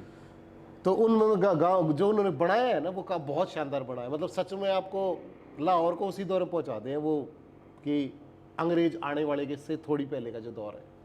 जितनी भी उनके पास फोटोज़ हैं पुरानी है, चेंज नहीं कर रहे। अगर सबूत है, कुछ एविडेंस है कि ये ऐसा था तो उसको वैसे ही बना देंगे, अगर एविडेंस नहीं है तो छेड़ नहीं रहे उसको वो, और पूरे को बैकवर्ड जा रहे हैं लेकिन अच्छे तरीके से उसको बना रहे हैं। तो पूरा ऑलमोस्ट वर्ल्ड सिटी है, दीवारों से बना हुआ था लाहौर जी। और बाहर आकर क्या करते कोई, और सुबह जब गेट खुलते थे तो आप अंदर एंट्री लेते थे, तो उनका वो हमाम खाना इतनी बेहतरीन टेक्नोलॉजी है, इंडिया ही था मतलब इंडिया पाकिस्तानी की है। तो जो दिल्ली मुगल काल में जब लोग वहाँ पे जाते थे उनके वहाँ पे हमाम है, शाही हमाम। तो वो किले के बाहर कढ़ाई जलेगी, कढ़ाई से पानी गर्म होगा, वो पानी गर्म होकर पूरी उसके अंदर फ्लोट करेगा और जिस रैंक का आदमी हो उसके कमरे के अंदर अलग अलग तरीके से जाएगा वो पानी। वहाँ पे आप गर्म पानी से नहाओ, फ्रेश हो, मसाज वगैरह जो भी फैसिलिटीज़ होती हैं लग्जरी आपकी, तो फुल आप रिफ्रेश हो जाओ, खाना पीना सब है उसके आसपास। ठंडे पानी के लिए अलग ड्रेनेज सिस्टम था कि, और एक एट ए टाइम पे आपको दोनों टाइप टेम्परेचर के पानी अवेलेबल थे, धुआं नहीं है कुछ भी। दीवारों के ऊपर जब इतनी आग जला है तो फ्रेश को वर्क आज भी बिल्कुल साफ। और क्या टेक्नोलॉजी थी वो, ये जो पुरानी लोग थे उनके पास, तो वहाँ वो नहाते थे, फ्रेश होते थे, सुबह जब गेट खुलता तब वो बादशाह से या महाराजा से मिलते थे। तो सिर्फ आप लाहौर में गए थे वहाँ पे? मैं लाहौर में गया, मैं मुल्तान में गया, बीच में जो जगह जगह जहाँ मेरे को टाइम मिला, ननकाना साहब पे माथा टेका मैंने, कसूर में रुके, बारात में गया। भगत सिंह का जो आपने बताया जिक्र किया, भगत सिंह के घर पे वहाँ पे भी गए थे? भगत सिंह के मैं घर नहीं जा पाया, वो थोड़ा सा अलग है, मेन मेरे रूट पे थे और टाइम कंस्टेंट हो रहा था हमारे पास। पर जहाँ एग्जैक्ट वो तख्ता है जिसके ऊपर भगत सिंह को फांसी दी गई थी, वो जेल में था पहले, और मैंने उसकी पुरानी फ़ोटो भी देखी। इम्तियाज़ कुरैशी साहब है भगत सिंह मेमोरियल के चेयरमैन जी। आज भी उनसे सुबह बात कर रहा था मैं। तो वो भगत सिंह को वो इज्जत जो है उसको दिलाने के लिए बहुत मेहनत कर रहे हैं, और कि इनकी पुरानी साइटों को रिस्टोर कराया जाए। तो वो जैसे जो चौक है, अब उसका नाम शादमान चौक है, बाज़ार है अच्छा बड़े, अब वहाँ पे वो जहाँ पे इन तीनों शूरवीरों को, भगत सिंह, राजगुरु, सुखदेव को जो फांसी हुई थी, आप उस जगह पे जाके कुछ मत करो, बस 2 मिनट बैठो, आपको वाइब्रेशन महसूस हो जाएंगे कि भगत सिंह कितना पावरफुल पर्सनैलिटी था, और क्या ये लोग थे जो अपने देश के लिए मरने मिटने के लिए तैयार थे, और कितने सोच जो आज तक जिंदा है भगत सिंह की। भगत सिंह सिर्फ एक क्रांतिकारी नहीं थे, वो एक आइडियोलॉजी है। वो ज़िंदगी के बहुत सारी अलग अलग टाइम पे आपको क्या करना चाहिए, कैसे करना चाहिए, वो सब भी बताते हैं। समाज कैसा होना चाहिए, देश कैसा होना चाहिए, वो भी सिखाते हैं वो। तो 23 साल के आदमी के अंदर कितनी, मैं सोचता हूँ कि जब उस जगह पे जाके मैंने इतनी पावर महसूस हुआ, उसकी इतनी पाक मुकद्दस जगह है वो, तो जिन लोगों ने भगत सिंह को देखा वो कितने लकी होंगे। तो चौधरी छोटू राम की आप बता रहे थे, वहाँ पर भी गए थे आप? हाँ सर, छोटू राम के बहुत सारे लोग मिले जो उनके फैन हैं, जो उनको रिकॉग्नाइज करते हैं कि आज हमारे पास जो भी ज़मीन है, क्योंकि वो लोग, उन्होंने तो बहुत शोषक जो वर्ग उनके खिलाफ लड़ाई लड़ी थी, किसानों, कमेरे मजदूर की, उन्होंने और सिकंदर आयात खान टिवाणा ने भी। तो जो उस जमाने उनकी लीडरशिप थी, उस साइड की जो लीडरशिप थी, उन लोगों ने भी बहुत ज़बरदस्त सपोर्ट कर रखा था।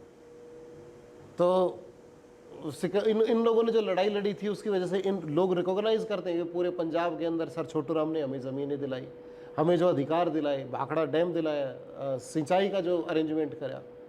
बाकी इंडिया के जो लोगों के जो अत्याचारी थे वो अंग्रेज नहीं थे इस एरिया में, हमारे ही कुछ अपने लोग थे, जो इन कमज़ोर बेचारे गरीब लोग थे, जो उनके किसानों की जो हालत थी, उनकी ज़मीनें उनके पास रहती थी, बैल नीलाम हो जाते थे।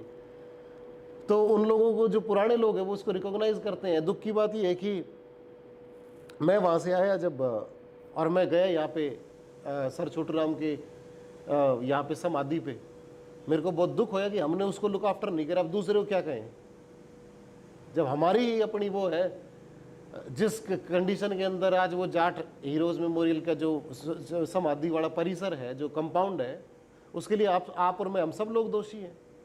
हमने सर छोटू राम को मारा है, आज मर रहे हैं वो रोज। उनकी आइडियोलॉजी कुछ नहीं है। देखो कितनी बेहतरीन चीज़ें वो उनके, आप भी गए होंगे वहाँ पे, सर छोटू राम की समाधि के चारों तरफ कुछ उर्दू में भी लिख रहा था, क्योंकि वो दोनों उस जमाने में तो शेर वो थी हमारी विरासत जी। तो हमने उसकी फोटो खींच के भेजी, तो उसके ऊपर अल्लामा इकबाल के बहुत सारे शेर हैं, फारसी के बहुत सारे शेर हैं। तो ये मैसेजेस हैं, वो क्या दिखा रहे हैं कि आपको, कि आप जो सर छोटू राम और उनकी आइडियोलॉजी कितनी इंक्लूसिव थी, सब ने मिला के लेके साथ लेके चलने वाली थी। अल्लामा इकबाल वो ही आदमी है जो पाकिस्तान बनाने के लिए उनका ब्रेन चाइल्ड था एक तरीके से, पाकिस्तान का कॉन्सेप्ट। और वो, लेकिन वो एज ए शायर वो उनको भी अप्रिशिएट करते थे। एज ए शायर अल्लामा इकबाल बहुत ही अलग लेवल के शायर हैं। उनकी अपनी आइडियोलॉजी होगी। ऐसे अलग अलग तरीके से अगर आप देखोगे तो एक राजनेता कभी भी हो सकता, कभी भी वकील भी हो सकता, तो हर एक अलग अलग रोल के हिसाब से उसकी को मेजर करना चाहिए, ना कि एक रोल की वजह से उसके बाकी रोल को भी आप पीछे छोड़ दो। तो वो अल्लामा इकबाल साहब के शेर लिख रहे हैं और वो पढ़े, और वो कितनी बेहतरीन से मैंने जिससे ट्रांसलेट करा है ना, वो अब मेरे पास रिकॉर्डिंग है, मैं उसको बाद में अच्छे तरीके से करके फिर उसके ऊपर लोगों को और बताऊंगा उसके बारे में। तो वो आदमी उसको शेर को पढ़ता रहा फारसी वाले को, और बहुत देर तक तो वो बोले वाह वाह, मतलब वो शेर ही इतना शानदार है, और जिस इंसान के बारे में लिखा गया वो कितने पर्सनैलिटी शानदार रही होगी, और हमने उसको लुक आफ्टर नहीं करे। आज की डेट में वो वहाँ पे मैं जाकर देख रहा था, वो गिरने की हालत में है। और उसको मैंने, मेरी दरख्वास्त है, आपकी तो बहुत फॉलोइंग है, तो मेरी रिक्वेस्ट है, जाट का मेमोरियल की जो संस्था है, समिति है, वो मिल के काम करें, और कम से कम जिस पर्पज़ के लिए है उसको तो जस्टिफाई करें। उड़े तो कम से कम अपना बेसिक चीज़ ज़मीर को वहाँ तो सच्चा रहने दो, उसको ठीक कर दो यार, और ध्यान रखो उसका। और युवाओं में भी मेरा बहुत मैसेज है कि बस सर छोटू राम को, भगत सिंह को, सिकंदर आयात साहब को पढ़ो, आपको पता लगेगा कि राज कैसा उड़ता है, क्या एक राज्य को क्या करना चाहिए। हिंदुस्तान जब पंजाब को उन्होंने रूल करा तो उस टाइम पे शायद 56 के आसपास % लोग, जहाँ खासतौर पे लाहौर था जहाँ से उनकी हुकूमत चलती थी, जहाँ पे विधानसभा थी, 56 से ज़्यादा % मुसलमानों की थी। आपने उनको भी साथ लिया, और सब लोग मिलके आप कैसे आइडियोलॉजी के ऊपर साथ क्यों हो गए? क्योंकि आपने डेवलपमेंट की बात करी, आपने लोगों को साथ लेकर चलने की बात करी, आपने एजुकेशन की बात करी, और आपने लोगों के दुख समझे। तो वो आज की डेट में एज ए पर्सन मेरे लिए सीखने की, कोई राजनेता सीखे ना सीखे, कोई सियासतदान सीखे ना सीखे, मैं तो सीख लूँ, मैं अपनी गारंटी ले सकता हूँ, मैं खुद पढ़ूँ, तो मेरी यही कल्चरल रिसर्च है, और यही मैं करता हूँ भाई। तो आपने वो जाने से पहले वो डायलॉग नहीं सुना, वो जिन्हें लाहौर पेशोर नहीं देखा जमया ही नहीं? हाँ बिल्कुल है।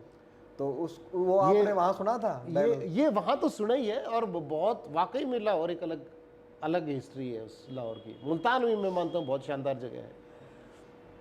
तो लाहौर के अंदर ऑटो वाला रेस्टोरेंट वाला, आप कॉफ़ी पीने गए, किससे के पास जाओ, मैं कहा हाँ यार मैं, वो बोला बाहर से इंडिया से, अच्छा अच्छा इंडिया से हो, इनको पता हो लाहौर के बारे में कुछ। वैसे ही कोई जो लोकल लड़के थे जो मेरे को घुमा रहे थे, मेरे दोस्त, यहाँ गामड़े गांव से, ये से रोहतक से, गामड़ी से, गामड़ा गामड़ा गामड़ा, हाँ गेलावत जी। तो वो मेरे को घुमा रहे थे अम्मार गेलावत, तो उनके दोस्त भी आगे बोले चलो चलते हैं। और मेरे को सच में बता रहा हूँ भाई, सुबह लाहौर मेट्रो में घूम रहा था, रात को दिल्ली मेट्रो से यहाँ घर आया हूँ मैं जी। लाहौर मेट्रो में, और इन लोगों के साथ जब मैं घूम रहा था ना, मेरे को पता ही नहीं लग रहा था कि मैं यहाँ हूँ। अब मैसेजेस उर्दू में आवे तो वहाँ मेरे को थोड़ा सा अपने दिमाग पे जोर डाल कर वो पढ़नी, फिर इंग्लिश में आ जाता, तो मेरे को सच में ही 2 दिन के बाद तो लगना बंद हो गया था कि मैं बाहर हूँ कहीं पे, क्योंकि मैं इस तरह का अलग अलग कल्चर देख चुका हूँ। ऑस्ट्रेलिया के अंदर भी ऐसी जगह है जहाँ पे आपको बहुत सारी दुकानें के नाम उर्दू मिलेंगे, अरबी में मिलेंगे, और अलग अलग मिलेंगे, फिलीपींस वाले लिखेंगे अपनी बात। तो मैं उस कल्चर से वाकिफ था कि हाँ ऐसा करते हैं लोग, पर बोल रहे तो सब हिंदी हरियाणवी, आप दिल ठोके कितने भी बोलो। तो वो उनके साथ तो पता ही नहीं लग रहा था, और वो जैसे घुमा रहे थे, चीज़ों को दिखा रहे थे, तो एक्चुअल में वो लोग नहीं हो तो शायद मैं रियल लाहौर नहीं देख पाता। मैं एज ए टूरिस्ट खड़ा होकर वहाँ मीनार पाकिस्तान के पार खड़ा होकर फोटो खिंचा के मैं क्या देख पाता। नहीं, वो जो आपने बताया कि गेलावत अभी भी सरनेम यूज करते हैं अपना, वो हाँ जो यहाँ का, हाँ, अपनी शादियों में वो अवॉइड भी करते हैं, कोशिश करते हैं वो, जैसे हमारे यहाँ हरियाणा कल्चर है 3 गो छोड़ने का, इसको भी प्रैक्टिस करते हैं वो। अच्छा 3 गो हाँ, छोड़, और राजपूतों में भी बहुत जगह पे करे हैं। तो वो खुद का, माँ का, दादी का एक हाँ, गो छोड़ हाँ, रहे हैं। ट्राई करते हैं बहुत जगह पे, कोशिश करते हैं, क्योंकि बहुत जगह पे उनके पास ऑप्शन भी नहीं थे ना, जब यहाँ से गए तो वहाँ के लोग तो इनको मान ही नहीं रहे थे अपना। और शादी इनकी आपस में वो है मोस्टली, हरियाणा वाले के हरियाणा वाला मुँह है। हाँ हरियाणा वाले हाँ, हरियाणा। हाँ। तो कौन से गोत हैं जो आपने देखे? एक तो गेलावत बताया आपने। गेलावत थे, सनवाल थे, और नैन थे, मलिक हैं बहुत सारे, इनसे तो आप मिले हो जाकर? हाँ इनसे मिला हूँ मैं। वड़ैच थे, इनमें भी ये पंजाबी वाले हैं, लेकिन इनमें भी कम है, पंजाबी जाटा नहीं, ये वाले जाट मानते ही ना अपने। तो यहाँ के जो लोग हैं ज़्यादा रहने में कर रहे हैं, ऐसे काफ़ी सारे लोग मिले मेरे को, मतलब कोई ऐसा लोकल सरनेम नहीं होगा। पंगाड़ हैं, पवार थे, इसके शौकीन थे, दैया थे, सांगवान थे, डबास थे, बहुत सारे मिले मेरे को तो। और सांगवान तो मेरी वाइफ सांगवान है, तो वो तो लेके ही चले गए उनको। मैं वो बोले भाई आना है, मगर मेरी वाइफ ने जाता था कि भाई तेरे को अपनी लाइफ जीनी है तो चल, तेरे को है ना तो करके ही आते हैं एक बार, तेरा भी और मेरा भी टूर हो जाएगा चलो। तो उसने बहुत इनकरेज करा मेरे को, मगर चलो तू साथ है तो फिर तक कर लेंगे कुछ भी।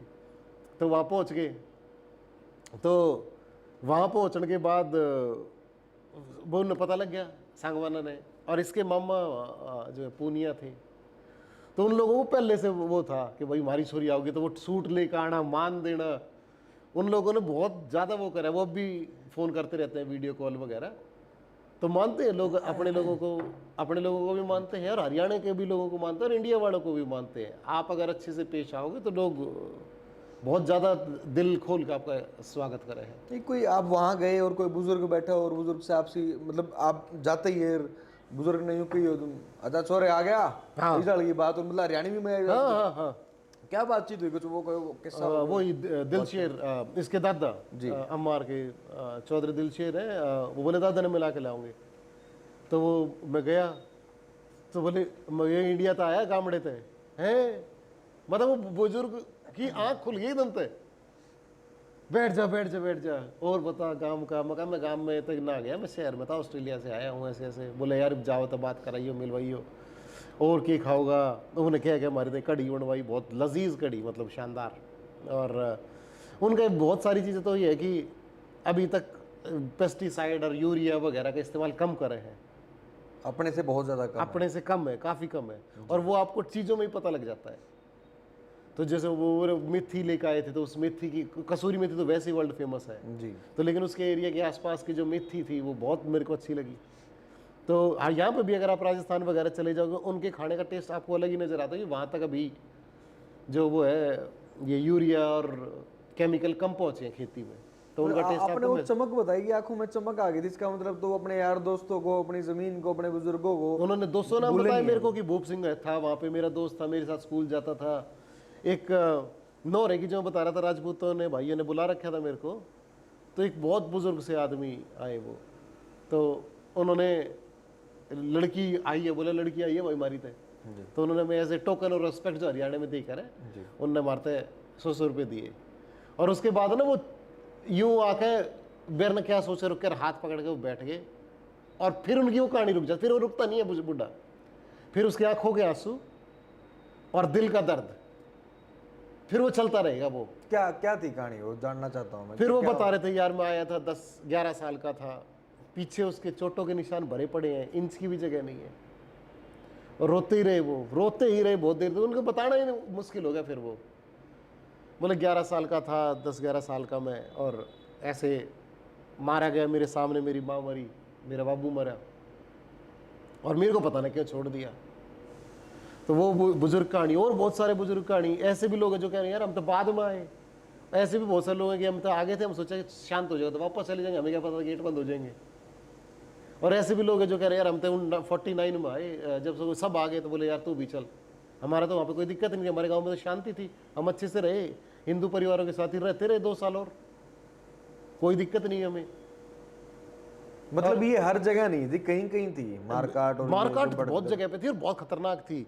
पलविंदर खैरा है हमारे यहाँ पे करनाल, उन्होंने किताब लिखी है सांदलबार और शेखुपुरा से करनाल, उसमें वो है। और देखो कैसी वो है किस्मत, वो जिस रूट से आए थे ना, जंबर, जहाँ पे इंडिया के लोगों को जगह मिली, गामड़े वाले का गांव जंबर है, उसके पास में एक जगह हेड बल्लो की, रावी नदी उसके नीचे बहती है, और लाल हो गई थी वो जिस रात को परविंदर खैर जैसे उसमें किताब में डिस्क्राइब करा उन्होंने कि वो वहाँ से आ रहे थे। बहुत बड़ा बैराज है, बहुत बड़ा बैराज है, वहाँ खड़े होकर देखो तो रावी, हमने और नदियाँ देखी, नदियों का भी एक कैरेक्टर होता है, नदी एक तो एक अलग जिंदा महसूस होती है आपको।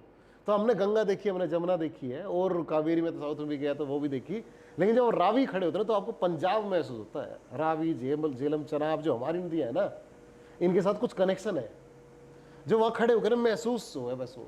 तो वो बता रहे थे उस रोड से गए तो हमारे ऊपर बहुत हमले हुए, लोग मर गए थे। फिर हम उसके बाद आगे हम भाई फूलपुर आज चले गए थे,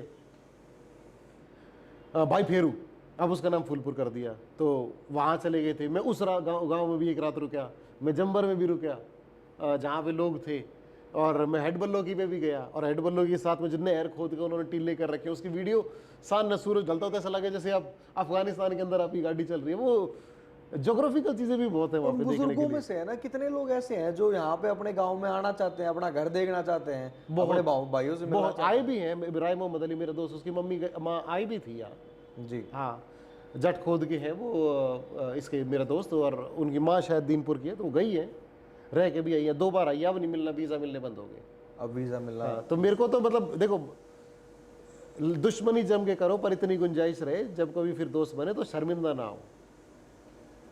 और इसीलिए मैं कह रहा हूँ आपकी अपनी लड़ाइयाँ हो सकती है, इंडिया एक अलग कंट्री बन चुके हैं अब। आज इंडिया की जो दौड़ है वो चांद पे है, चंद्रयान, हम मून के ऊपर अपना सैटेलाइट भेज रहे हैं, या इंडिया आईटी के अंदर जिस लेवल के ऊपर आज की तेज इकोनॉमी आगे बढ़ रही है, मुझे लग रहा है कि और 10-1 साल में जिस तरीके से सब लोग मिलकर काम कर रहे हैं, हम बहुत बड़ी ताकत बन चुके होंगे, ग्लोबल ताकत, लोग रोजगार दे रहे हैं, सब कुछ होगा। फिर भी दोनों मुल्कों को मैं रिक्वेस्ट जरूर करूंगा कि अबव 70 जो लोग हैं ना, उनके बहुत कम टाइम रह रहे हैं जी, उन दोनों तरफ ही उन लोगों को ना वीज़ा दे दो। इससे ज़्यादा बड़े को मैं नहीं कहता कि उसको आपको लुक आफ्टर की जरूरत पड़ेगी, फिर किसी को आना पड़ेगा साथ में, क्योंकि 80-90 का आदमी आएगा तो क्या दिखेगा। लेकिन 70 का जो आदमी वो खुद को संभाल सकता है, चल सकता है, या आपका फिजिकल उसका आप देख लो कि फिटनेस ठीक है खुद घूमने के लिए, और उसके गांव में उसको रहने की 1 दिन 2 दिन की इजाज़त दे दो यार। और इन्हीं दुआओं से दोनों मुल्कों की तरक्की होगी। दोनों मुल्कों की तरक्की हमारी अपनी मेहनत से तो होगी ही होगी, वो भी अपनी जगह मेहनत करें, जैसा वो लोग करेंगे उनको आगे फल मिलेगा, हम जो करेंगे हमने भी वैसे रिजल्ट मिलेगा। लेकिन उनमें दुआओं का असर जरूर होगा अगर हम दोनों मुल्कों के जो लोग हैं ना, इन 70 साल के बुजुर्गों ने एक बार उनकी ज़मीन देख लेने दें। तो जो जैसे आपने वो बुजुर्ग की कहानी बताई, तो उन्होंने और क्या क्या बताया? बस ये बताया कि मारकाट में मेरे उसके बाद बोल नहीं पाते वो लोग, आप किसी ऐसे आदमी को छेड़ नहीं सकते उसके दर्दों को।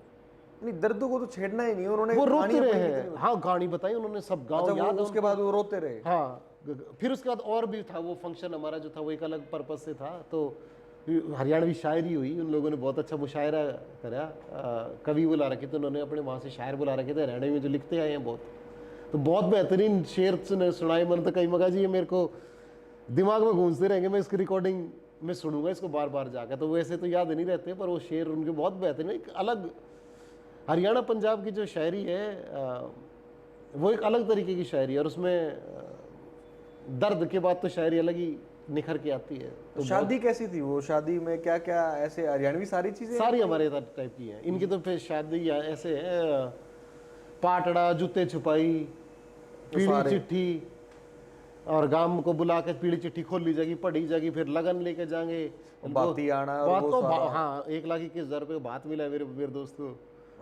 उसके मामा ने दिया। वो बालक की जुआरी होएगा ना, सलामी के उन्हें भी, जिसका ब्याह होगा उसने बैठा के सारी गांव की औरतें आदमी उसने पैसे देंगे, तो जो सलामी के वो है गुचड़ी वगैरह वो और सब सारा। सब सेम। इन ना करी क्योंकि अब तो यहाँ जैसे फार्म हाउस में भी जो ब्याह है वो है तो वो नहीं करते हैं, लेकिन गुड़चड़ी है, जूते छुपाई है, बार रुकाई है, बाद में डाला, मिठाई का लड्डू ले जाना, यो भी सारा वो चिट्ठी लेना, नाई भेज के, वो सब लाडू जलेबी बना रखे थे में।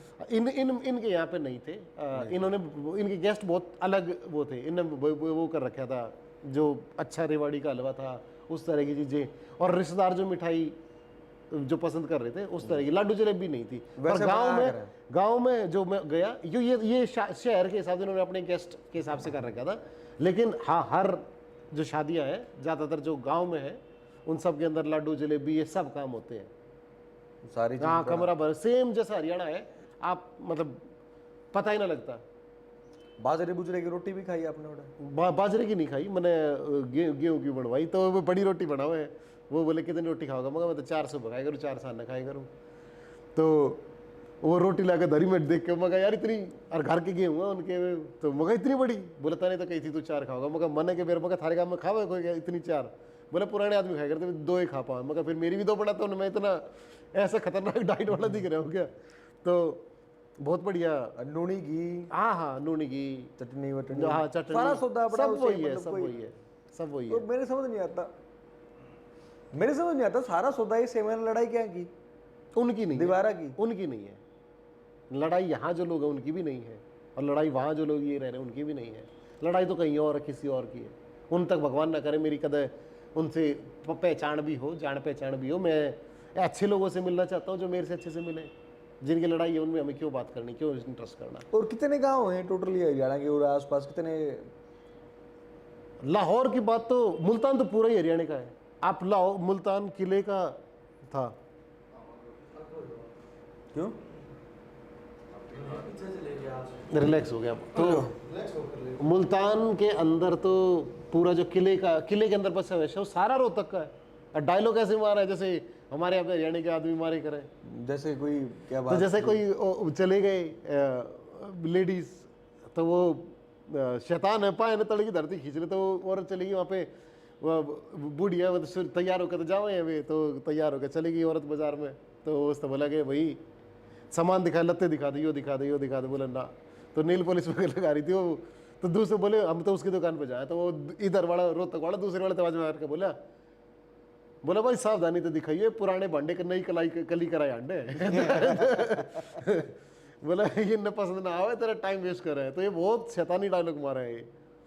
तो जैसे अड़ा कुछ हो कहते हैं लोग, वैसे बहुत मजाकिये लोग हैं लाहौर में। अच्छा, अपने जो लोग अड़गे उड़ो जाए उड़ो वो अपना बिजनेस वगैरह खोल रहे हैं, दुकान वगैरह सेटअप कर रहे हैं? हाँ सब तरह के हैं बिजनेसेस हैं लोगों के। जैसे मिठाई की दुकान है खुशी मोहम्मद, एक जिसने काफ़ी अपने गांव के लिए जुम्मावाड़ा में फ्री बैंक्वेट हॉल, जाट के नाम से जाट बैंक्वेट हॉल, जाट सिलाई सेंटर, जाट नर्सिंग होम खोल रखे हैं। उनकी बहुत बड़ा मिठाई की चेन है उनकी, और ऐसे मीठे आदमी वो है, उनका बिजनेस भी ऐसा ही है। और ये प्रॉपर सेटअप कर रखा है हर एक चीज़ का। हाँ बड़ा है। मतलब हरियाणा के जो लोग हैं, मैं एक के घर में गया था, उससे खूबसूरत तो घर मैंने दिखे है ना बहुत लंबे टाइम से। ऑस्ट्रेलिया में जो बने हैं या बाकी जगह पे वो टेम्परेरी से बने हैं, वो तो महल जैसा है। यहाँ पे भी जो पैसे वाले लोग बना, कारीगरी में तो मुकाबला ही नहीं है ना हिंदुस्तान पाकिस्तान का जी।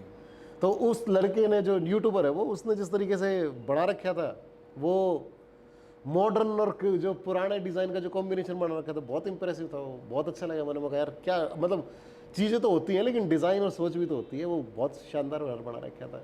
तो लोगों ने बना रखे हैं, अच्छे अच्छे मकान है, सुंदर सुंदर बड़े बड़े घर हैं। कितने दिन रहे आप वहाँ पे पाकिस्तान में? मैं 8 दिन रहा। बीच में मेरे बच्चे यहाँ पे ज़्यादा दुखी हो गए तो मेरे को आना पड़ा, अदरवाइज इससे वादे पे छोड़ा उनने पाकिस्तान वाले ने कि भाई दोबारा आना पड़ेगा। और मैंने भी कंडीशन ये लगाई है, मैं कहा भाई अगली बार घर का मेंबर बना के बुलाओगे तो मैं आऊँगा। ये ऐसा वीआईपी ट्रीटमेंट भाई मेरे को नहीं चाहिए। तो हम नहर ना आते गोज मारन दे, अब अच्छा नहीं लगता है वो, आपकी वो है पर हमारा कल्चर है वो, मेहमान को भाई कभी भी काम ना करने देते। मैं कहा भाई अगली बार ब्याह में बुलाओ तो कुर्सी लगवानी पड़ेगी, घर का मेंबर बना के बुलाओ तो मैं आऊँगा। और अगर तुम यो बैठा के वीआईपी ट्रीटमेंट दोगे तो मगर मेरे को अच्छा नहीं लगता। आती आन सारे बुढ़ा ने गोज में का सोगा काटा है। हाँ हाँ, एक बार मैं आ रहा था, किसी कुछ पेमेंट ले रहा था, वो जो बुजुर्ग ने मेरे को दिए थे, तो वो पैसे खत्म हो गए, तो मैंने पता नहीं क्या ले रहे थे हम, तो वो 100 का नोट लिख रहा है, तो मेरी वाइफ बोली ये ले, फिर मैं लेने लगा ना, बोली ना ये उनने दिए थे ना भाई, मार दो पैसे वापस डाल दिए। बोले तो ना हमें सामान ना चाहिए तेरा, पर ये नोट नहीं देंगे। तो वो नोट हम फ्रेम कराएंगे अपने, मतलब कितना बड़ा आशीर्वाद है वो हमारे लिए। तो हमारे जैसे बूढ़े यहाँ के इतनी इज्जत उनके लिए है, तो बहुत अच्छे लोग हैं वो जो मने मिले। कोई और ऐसा अलग एक्सपीरियंस जो आपने एक अलग कहानी सुनने मिली हो? अलग कहानियां तो है ही, जैसे मैं जिस शादी में रात में मेहमान आ गए मेहंदी वाले दिन, उस दिन हम रात में बैठे थे, तो होंगे शायद 20 लोग वहाँ पे, उनके अलग अलग जगह से आए हुए गेस्ट, मामा चाचा था, वो कहानियां हैं उनकी। अब मेरे को बहुत सारी चीज़ें तो क्या है कि आप उनको ना तो रिकॉर्ड कर सकते, वो बस महसूस करने की चीज़ रहे। उनकी हर एक की अपनी कहानी है, वो बताने लगे हाँ मेरा दादा आया था, उसने यूँ करा था। तो उन कहानियों को कई बार तो याद करना मुश्किल हो जाए, लेकिन क्या क्या कितने चीज़ें देख के आए उन लोगों ने आके। आप एक अलग जगह के अंदर जाके जहाँ आपकी लैंग्वेज भी नहीं मिलती, इनकी 2 जनरेशन तो बताओ मोहम्मद अली के भाई, हमने इन ज़मीन को सीधे करते करते ख़राब होगी हमारी 2 जनरेशन। तो तरक्की की तो बात बाद में करियो, 0 से आए थे हम तो।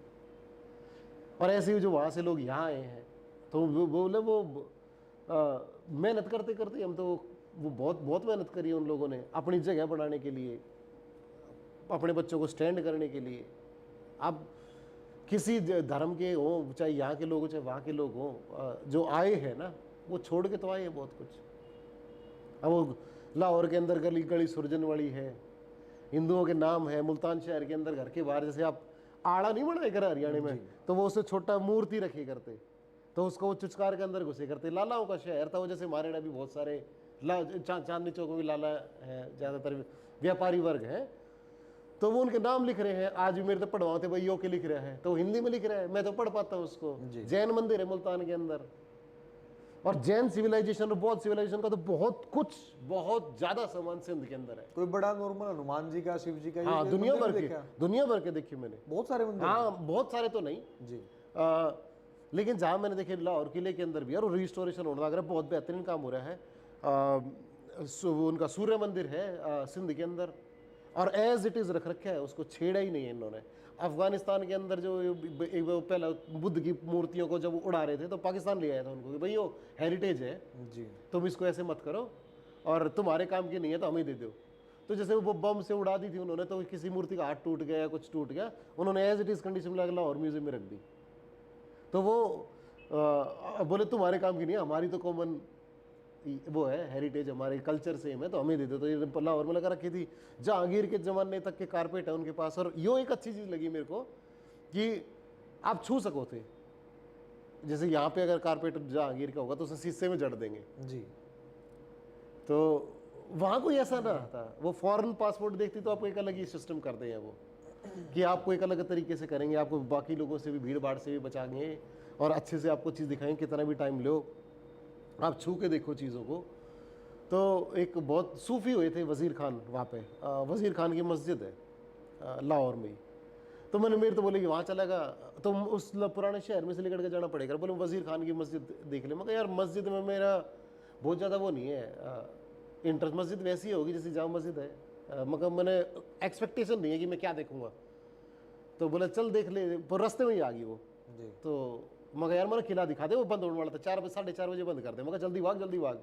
तो हमजा संधू मिल गया मैंने एक, हमजा संधू उसी वर्ल्ड सिटी में काम कर रहे हैं, तो उसने मेरे को बहुत जगह दिखाई, और ऐसी जगह दिखाई जो नॉर्मल लोगों को नहीं दिखने को मिलती। जैसे खड़क सिंह की हवेली जो काम हो रहा था अंदर घुस के, उसके अंदर बिल्कुल अंदर तक भी। तो बोला भाई वीडियो मत बनाइए ओडे, और बस लेकिन तेरे को दिखा देता हूँ। तो उसने बहुत दिखाई क्या चीज़ बन रही है। रणजीत सिंह का दरबार आम जी किले में ही पकड़ा था भगत सिंह को, और जब सारे आसपास के लोग पहुँचना शुरू हो गए थे तो उस एक गेट से निकाल ले गए थे जी, तो जिस गेट से निकाल ले गए थे ना, वहां पे भी काम चल रहा था, किसी के लिए एक्सेसिबल नहीं था। उससे फिर आप शहर में, किले के नीचे शहर बस रहा पूरा, बाकी चारों तरफ किला है वो।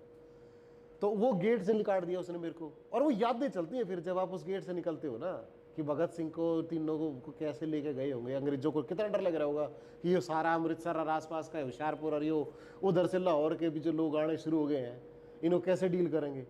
फिर इन्होंने भाग भाग के जाके कहीं पे उनको रावी नदी किनारे 2 किलोमीटर दूर जाके काट के जला दिया था इनकी बॉडी को।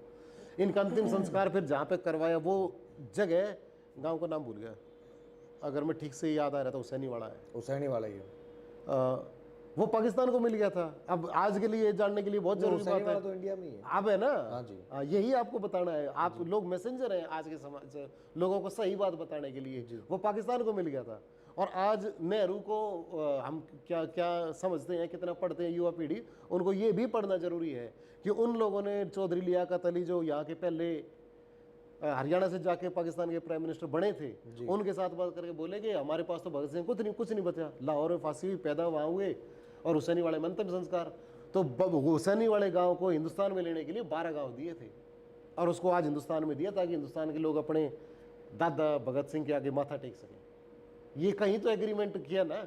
तो आज हम कह दें कि किसी का कंट्रीब्यूशन क्या है। हर आदमी कुछ काम अच्छे और कुछ काम खराब करता है, और वो खराब और सही उस टाइम के हिसाब से होते हैं, और जब आप उस टाइम से निकल जाते हो। आज आपको लग सकता है कि यार रणजीत सिंह ने उस सतलुज की संधि तोड़ देनी चाहिए थी, उस जमाने में उसने हो सकता सोचा हो कि अफगानिस्तान, हमारा तो ज़्यादा समझदार था जी है, वो महाराजा था यार। अब हम एक आम कैपेसिटी के आदमी गांधी के डिसीजन को ठीक या गलत तोलना की कोशिश करें। इतिहास को जब पढ़ते हो तो आपको धर्मनिरपेक्ष और सिचुएशन से बाहर आकर पढ़ना पड़ता है, और चीज़ों को फिल्म की तरह देखना होता है, बिना इंटरव्यू उसमें कूद दे। हम बीच में घुस के आर्किटेक्ट बन जाए, क्या हासिल होगा उससे? क्या हम हिस्ट्री को चेंज कर पाएंगे? हम अपना हीरो बदल के इतिहास नहीं बदल पाएंगे।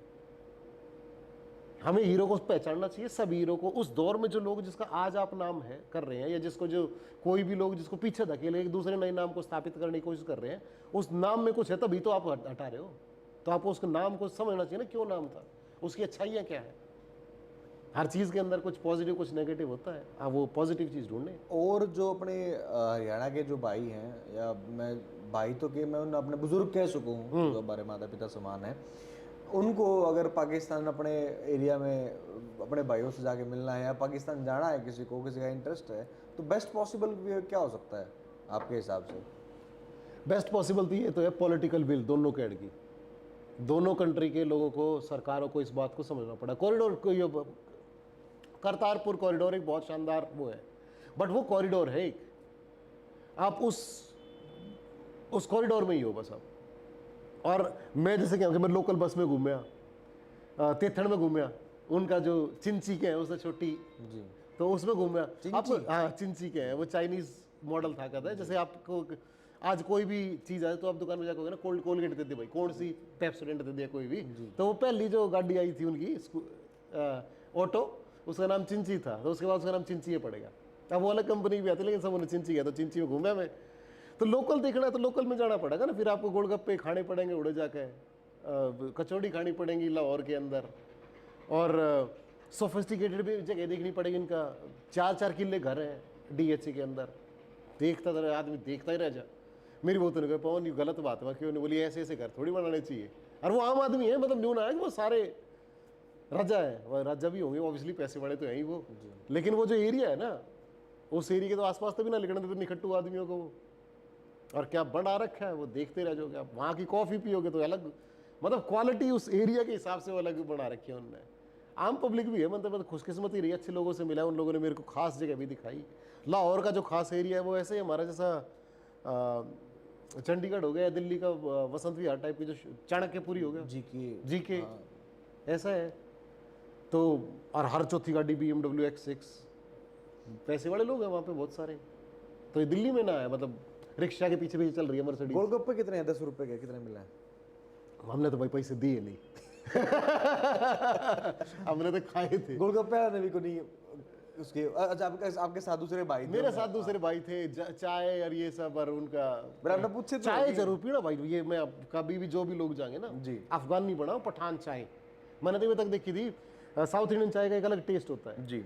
और राजस्थानी चाय का एक अलग उनकी टेस्ट होता फिल्टर है। कॉफी भी अलग है साउथ इंडिया की तो। हाँ हाँ, जो चाय है मेरा जो है ना, जो जेएनयू की चाय पीता हूँ मैं हमेशा वर्ल्ड की बेस्ट चाय बोलूंगा तो जेएनयू की चाय है। हमारा गांव मुनीर का पास में था, जेएनयू में चाय पी करते थे। तो जेएनयू की चाय ऐसी है, पीते ही आपके अंदर आईएएस बनने का कीड़ा एक्टिवेट हो जाएगा। तो बहुत शानदार है वो तो। और मेरी उस जमाने में मतलब फेवरेट थी। वहाँ पे लोगों की बात चल रही है, चाय पीते हुए चर्चाएं हो रही है, लोगों की सुन रहे हैं बात, जब मेरे स्टूडेंट लाइफ थी। तो वो अफगानी जैसे बना हुआ ना चाय, इतनी गाड़ी है, अगर वो गिर गई ना किसी कपड़े के ऊपर तो वो फिर कपड़ा ही जाएगा, वो दाग नहीं जा सकता। कैसे कैसे बना है, प्रोसेस क्या है? उसको वो काट दे, उसने खोया काटने का मुझे उसका अच्छा, उबाले ज्यादा उबाड़ते रहे और इतनी पत्ती गिर के उसका रंग कर दे गोल्डन। हमारे में क्या है, जैसे आमतौर पर क्या स्लो आंच कर देंगे और उसके ऊपर धीरे धीरे तपती रहेगी। ये उसने टॉप स्पीड के ऊपर पूरी तेज, और उसके ऊपर एक वो छलनी सी है, उसने घुमाते रहेंगे ताकि वो झाग जल्दी जल्दी फोड़ता रहे। तो 1 सेकंड भी हटाओगे ना तो चाय बाहर आ जाएगी। तो पूरी स्पीड तो लगता रहेगा ऊपर, तो टर गिरा गिरा गिरा गिरा के, और जो वो ऐसी हो जाए ना कती कड़क। और एक अच्छी यो मैं हिंदुस्तान का तजुर्बा बताऊंगा। यहाँ कपों का साइज ना पिछले जब मैं गया था 2017 से लेके आज तक वो बहुत तेज छोटा हो गया। तो किसी तो 4 रुपए 10 रुपए की चाय मांग लेते, ऐसा लगा कान में डाल दे वो, ये ड्रॉप है वो। तो और वे पाकिस्तान वाले के बड़े बड़े कप थे, पीते पेट भर जाए, जो तो गंडे का जूस पी लिया, मगर भाई कसुत्ती चाय बना रखी है इसने। तो सब लोग भी जहाँ पठान की चाय पी के आएंगे, पठान की चाय। और मन तो अपने सारे आयुर्वेद के जो फार्मूले हैं जो बचपन से प्रैक्टिस करता है तो सारे छोड़ दिए उस दिन के लिए। मैं आज तो उड़ो, खीर खाई, खीर के बाद दही बल्ले खाए, दही बल्ले के ऊपर चाय पी लिए, चाय पी, टेस्ट ही ऐसा है हर चीज़ का। गदागद। और वहाँ से रह गए, कैप्टन चप्पल ले आए मैं वहाँ से, भाई साहब भाव ताव करके। मैं और मेरी वाइफ बोले मार्केट में चलेंगे, तो कैप्टन इमरान खान साहब ने चप्पल पहनी तो सब लोग उसके फैन हो गए, तो उसका नाम ही रख दिया कैप्टन चप्पल। कैप्टन चप्पल। हाँ, तो जैसे उसने कोई भी क्या है, यो मास्टर है नेता, ऐसे वो कैप्टन क्या है उसने, तो बोले कैप्टन चप्पल। मैंने वो पहनी, वो मामा पहन रहा था, मगर बहुत अच्छी, मामा ने काट दी। मगर मामा मैं ऐसे मत करो मेरे साथ। बोले ना तू लेकर जाएगा उसने, मगर बारात में भी जाना आपने, रहने दो। तो मन तो क्या को आगे, मगर ना रहे, मैं ऐसे नहीं ले सकता। पर वो कही कितने तली, बोले लाहौर मिल जाएगी, जाए ना तो लाहौर में देखियो। तो उन्होंने एक दुकान बताई, हम उड़ गए तो सब जगह पे जाकर ऐसा लेदर भाई साहब जैसे हमारे आगरा कानपुर में मिला है, A1 क्वालिटी का। और वो शानदार चप्पल, मगर भाई पता, बोले 4,500। मगर यार 4,500 की हुई करे भाव था वही बात जो मारे डबा। मेरी बहू ने तो मजा आ गया, असली फील एट होम तो जिब्बा बोलो भाई जी भाव ताव कर ले। तो मेरी वाइफ ने खूब भाव ताव कर 2,000 रुपये की ऐसी चप्पल दिलाई है वो। मगर तने मेरा एक तो पाकिस्तान में लाने का सपना साकार करा, और ऊपर तने जो मेरे तो चप्पल दे, बोली कोई ना चप्पल भी तेरी ही है, शरारत करेगा मजाक है मेरे अपने सुख खातिर लिए। तो हरियाणा कल्चर है, पति पत्नी के चुटकुले तो खत्म ही नहीं होते। समोसे कचौरी ये सारी नॉर्मल चीज होंगी, लेकिन खाने पीने की अपनी सारी नहीं मिलती। हमने गोलगप्पे भी खाए, कुछ अलग भी हैं, जैसे चने में गोलगप्पे का पानी से डालते हैं। वो कई आड़े एक्सपेरिमेंट आड़े भी करते रहे, चिड़ियाघर के आसपास जो प्रगति मैदान में उड़े हुए ऐसे आइटम बेचे हैं। लेकिन उनके वहाँ के स्वाद की जो ज़्यादातर चीज़ें थी ना, वो मेरे को इसलिए सही लगी कि उन्हें खाने के अंदर शुद्धता भी बच रही है। मतलब आप कहीं से भी लोगे तो वो मसाले, हलवा पूरी के हैं उसने, छोले भटूरे टाइप में रहे लाहौर के अंदर, हलवा पूरी और कहेंगे ना अमृतसरी चने, अमृतसरी चने, भाई वो वाकई में अमृतसरी चने हैं। आपने पूरी के साथ उसका एक टुकड़ा खा लिया ना, और वो यूट्यूबर की भी जाएगा उसका, और बड़ी फेमस दुकान, नाम भूल गया मैं उसका, वो देखूंगा मैं अपनी वो वीडियोस पुराने तो उसमें दिखेंगे। तो उसने बंद करने वाले थे, थोड़ी देर तक चलेगा वेज, फिर उसके बाद नॉन वेज दिन का शुरू कर दे करे वो। तो हम बोले पहले जाना पड़ेगा, वही इतना लस्सी वस्सी वो सब, ऐसा बेहतरीन हलवा बना हुआ है वो, मज़ा कर दिया उनने। तो उन्होंने मेरे को सारी चीज़ चुन चुन के बोला भाई अब घर में तो मेरे को बता तेरे क्या क्या चाहिए, मगर वेज में बता। तो वहाँ ले गए एक, अगली बार छोरे भी लेके जाऊँगा, बज्जा पाए बज वहाँ का वो, यहाँ कौन सा है यार सबसे बढ़िया नॉन वेज वाला, मतलब चांदनी चौक में कौन सा है, अल्कोसर या इस तरह का कोई भी, बहुत बड़ा, मतलब उसके ऊपर दे धड़ाधड़ लगे रहे, बड़े बड़े सेलिब्रिटी अमेरिका से भी कोई आओगा तो उड़े वो पाई खाने आओगा उसके। और उसकी दुकान पे भी गए, वो बोले आता नहीं खिला, मगर मेरे तो है मेरे खाने का सामान इसके पास है ही नहीं। तो लेकिन क्या बना रखे है, जो लोग खाए हैं टेस्ट, फिर वो भाई कैसा है, बोला भाई अलग ही है। तो अगली बार मेरे बेटे खा लेकर, ऑस्ट्रेलियन है वो, तो कुछ भी खावे हैं, तो मैं इन्हें घुमा दूंगा अगली बार, और इन्हें टेस्ट कराऊंगा बहुत सारी चीज़ें जो वहाँ की हैं, कल्चरल टेस्ट भी, खाने का भी टेस्ट, और अपनी हेरिटेज और अपने पूर्वजों को भी जरूर देख के आएंगे वहाँ पे, महाराजा रणजीत सिंह को देख के आएंगे, भगत सिंह को देख के आएंगे, सर छोटू राम, उन्होंने मेरे को वादा करा है, पाकिस्तान के जो लाहौर के लोग हैं, ये सरगंगाराम हॉस्पिटल है ये दिल्ली के अंदर, ये ओरिजिनल में पाकिस्तान में था, लाहौर में, फिर पार्टीशन के बाद जब वो आ गए तो उनके नाम पे यहाँ बनाया गया था, तो उस हॉस्पिटल में काम कर रहे हैं वो। तो उनको आइडिया था, बोले हाँ मेरे को पता है और मैं ढूंढ दूंगा वो जगह जहाँ सर छोटू राम गुजरे थे। बाम्बा दलीप सिंह की लड़की जो यहाँ पे आ गई थी वापस, अपने दादा की समाधि के ऊपर उसने जान दी थी, तो उसकी भी समाधि कहाँ है अब। और रानी थी वो, पंजाब की रानी, पूरी दुनिया के अंदर सबसे ताकतवर स्टेट की। अंग्रेजों ने तो जाते हुए बोला था ना कि हम जैसे आए थे वैसे छोड़ दें, कंट्रोल Z, तो अंडू कर दिया था उन्होंने। तो बाकी लोगों ने मांगा नहीं, किसी ने हिंदुस्तान के साथ जाना पसंद करा, किसी राजा ने उसके साथ। वो बोल रही थी कि मेरा पंजाब अलग होना चाहिए। वो ठीक है गलत है वो, इसके ऊपर आज आप कितनी भी डिबेट कर सकते हो, और जिसके पास ज़्यादा जानकारी होगी वो दूसरे दबा लेगा, या जो ज़्यादा जाहिल होगा वो दबा लेगा। तो लेकिन आप उस नेचुरल उसके अंदर देखो, वो लड़की आई अपने दादा की समाधि के ऊपर, वर्ल्ड का सबसे ताकतवर राजा आप उस जमाने में था, प्राइमरी एजुकेशन कंपलसरी करने वाला वर्ल्ड के अंदर पहला राजा था वो, जिसका खुद अनपढ़ आदमी होते हुए, महाराजा रणजीत सिंह, इतना एजुकेशन के प्रति वो था उसका। और उसकी समाधि उसके बाद तो छोटे मोटे भी कोई मर जाए ना तो उसकी मार्बल बारबेर ने क्या क्या लगा दी, वहाँ जाए मैं देखिए कितनी सादगी की, बस जैसे सीमेंट से हाथ से लीप दी गई है समाधि, क्या नहीं लग जाता उसकी समाधि के ऊपर, हीरे मोती जवाहरात। हिंदुस्तान का इंग्लैंड से भी 13-14 गुना अमीर स्टेट था, इतना पैसा लेके बैठ रहा था वो, और क्या नहीं लगवा देते वो। सिकंदर हयात खान टिवाड़ा, उनकी समाधि लाहौर किले के पास सामने है, जितनी सादगी से बना रखी। हालांकि मैं कहूँगा कि उनको बहुत ज़्यादा इज्जत और मिलनी चाहिए थी, लेकिन सरकार उनकी रही नहीं, दूसरी पार्टी में सरकार आ गई। वो देखने की चीज़ें हैं। बादशाही मस्जिद में जैसे ये कहानी बताऊँ तो कहीं और बीच में रह गया। बादशाही मस्जिद, ये मस्जिद थी वज़ीर खान की। तो जब वो जो सरकार में वो जो बंदे हैं, जो वर्ल्ड सिटी अथॉरिटी है, उसने वहाँ पे चेयर लगवा दी है, क्योंकि उन चीज़ों को ऐसे ही देखा जाता है। और जब आप बैठ के देखोगे ना उसको, मन लगा, मैं कहा होगी मस्जिद देखी है हमने, हिंदुस्तान में भी देखी है, वहाँ भी देखी है, लेकिन आप देखोगे ना तो ताजमहल कैसे देखते हो आप? ताजमहल देखने के लिए आप बड़े बैठे रहो 8 घंटे तक पागला के तरीके से, और तब आपको दिखाई देगा कि वो एक लाइन दूसरे लाइन के अंदर घूम कर रोटेट होकर अंदर जा रही है, लेकिन पिलर तो वही है। वो सिर्फ डिज़ाइन का कमाल है ना, जो उसके पिलर के ऊपर बन रही है। तो जो अलग अलग एंगल से वो चीज़ों को दिखाते हैं ना, मैं तो बैठे ही रहा फिर वहाँ। बोले तो क्या था ना, जाओ, मैं कहा यार यो मन नहीं भी रहता ना, इतना चुंबक है इसमें, बैठ कर देखते ही रहो उसको, देखते ही रहो। और वो मेरा दोस्त तो उसका बिफोर एंड आफ्टर के फ़ोटो खींचे इन सारी मॉन्यूमेंट्स के वो। तो वो बोला कि भाई मेरे पास पुरानी भी है, मैं तेरे को दिखा दूंगा, नई भी है, और जहाँ कम लोग जा सकते हैं वहाँ वो जा सकता था। तो उसने मेरे को बहुत अंदर तक ले जाकर दिखाई। बेहतरीन चीज़ें हैं, वो लोग उस टाइम पे ये कर सके हैं, तो हम लोग आज क्या कर सकते हैं? वो उस ज़माने में भाखड़ा डैम बना सकते, तो हम आज क्या बना सकते हैं? लेकिन दुख की बात, हम आज वो भी नहीं बना पाते, कि हमारे अंदर करप्शन आ गई हैं और बीमारियाँ आ गई हैं। तो हमें ये समझना चाहिए कि हम जब सिविलाइजेशन को आगे लेके जाएं तो हम आर्ट, कल्चर और पुरानी चीज़ों को भी साथ लेके जाएं, और आज जो बना रहे हैं वो जो चीज़ें बनाई थी उन लोगों से सीख लेके और बेहतर बनाएं। और यही तरक्की है। तरक्की का नाम आगे बढ़ना, चीज़ें जोड़ना नहीं है, लोगों को जोड़ना है, दिल जोड़ना है। तो मैं दोनों मुल्कों से यही गुजारिश करूँगा, इनको मौका दिया जाए। और मैं तो आता जाता ही रहूँगा, क्योंकि मैं तो ऑस्ट्रेलियन हूँ और मेरी तो शुरुआत है। पाकिस्तान, अफ़गानिस्तान का भी हालात सही होंगे, सीरिया, सब जगह जाना चाहता हूँ, मैं देखना चाहता हूँ दुनिया को। और भाई आपकी आखिरी 2 लाइनें हैं जो आप बताना चाहते हो, ये जो आपने रिपीट की एक बार? यही है, मैं तो मतलब सच में ज़िंदगी का मतलब चीज़ें जोड़ना नहीं है, या धन जोड़ लिया। और मज़े की चीज़ क्या है, आज की डेट में सबके पास है। ज़िंदगी का मेरे लिए मतलब यही है कि दिल जोड़ना, लोगों से मिलना।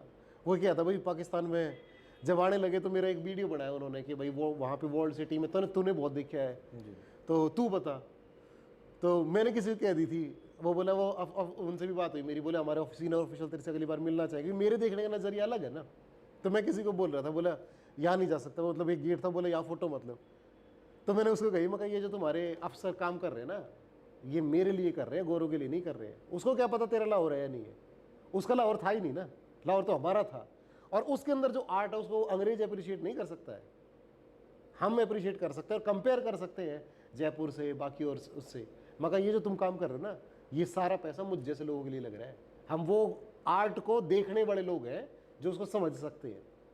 तो इस तो बहुत इंप्रेस हुए, बोले हाँ यार अगली बार आएगा तेरे को मिलाएंगे, तो वीडियो बना। बोले क्या रहेगा तेरा यहाँ, क्या क्या देख लिया तूने, क्या रह गया? मैं कहा और तो कुछ है नहीं, पर मेरा सच में दिल रह गया है। आप लोगों ने जो वो करा है ना, मैं मेरे साथ तो भूल नहीं पाऊंगा। और दिल जोड़े, हुकूमतों से भी गुजारिश है दोनों की तरफ की, मिलें और लोगों को मिलने दें। और बाकी चीज़ें तो चलती रही हैं, लेकिन ये 70 साल का आदमी शायद किसी के लिए इतना खतरा नहीं है, और बहुत ज़्यादा लोग भी नहीं है, उनके पास उम्र भी ज़्यादा नहीं है जी। आप 2 दिन 4 दिन उनको उनका गांव देख लेना, तो जैसे मैंने पहले कहा, इनकी दुआओं से दोनों मुल्कों की तरक्की बहुत हो जाएगी। दुआओं में बहुत असर होता है, और मैं भी सारे का यही मैसेज देता रहूँगा। जो अच्छी चीज़ें मेरे को पाकिस्तान में दिखी हैं वो ही दिखती रहे, नज़र और खूबसूरती तो नज़र में होती है, वही दिखती रहे, और बस हम ज़िंदगी को ऐसी सुनते रहे और आप जैसे भाइयों को साझा करते रहे एक्सपीरियंसेस। पवन भाई बहुत बहुत शुक्रिया आपका हमसे बात करने के लिए। थैंक यू राहुल भाई, थैंक यू। आपका आपकी पूरी टीम का बहुत धन्यवाद।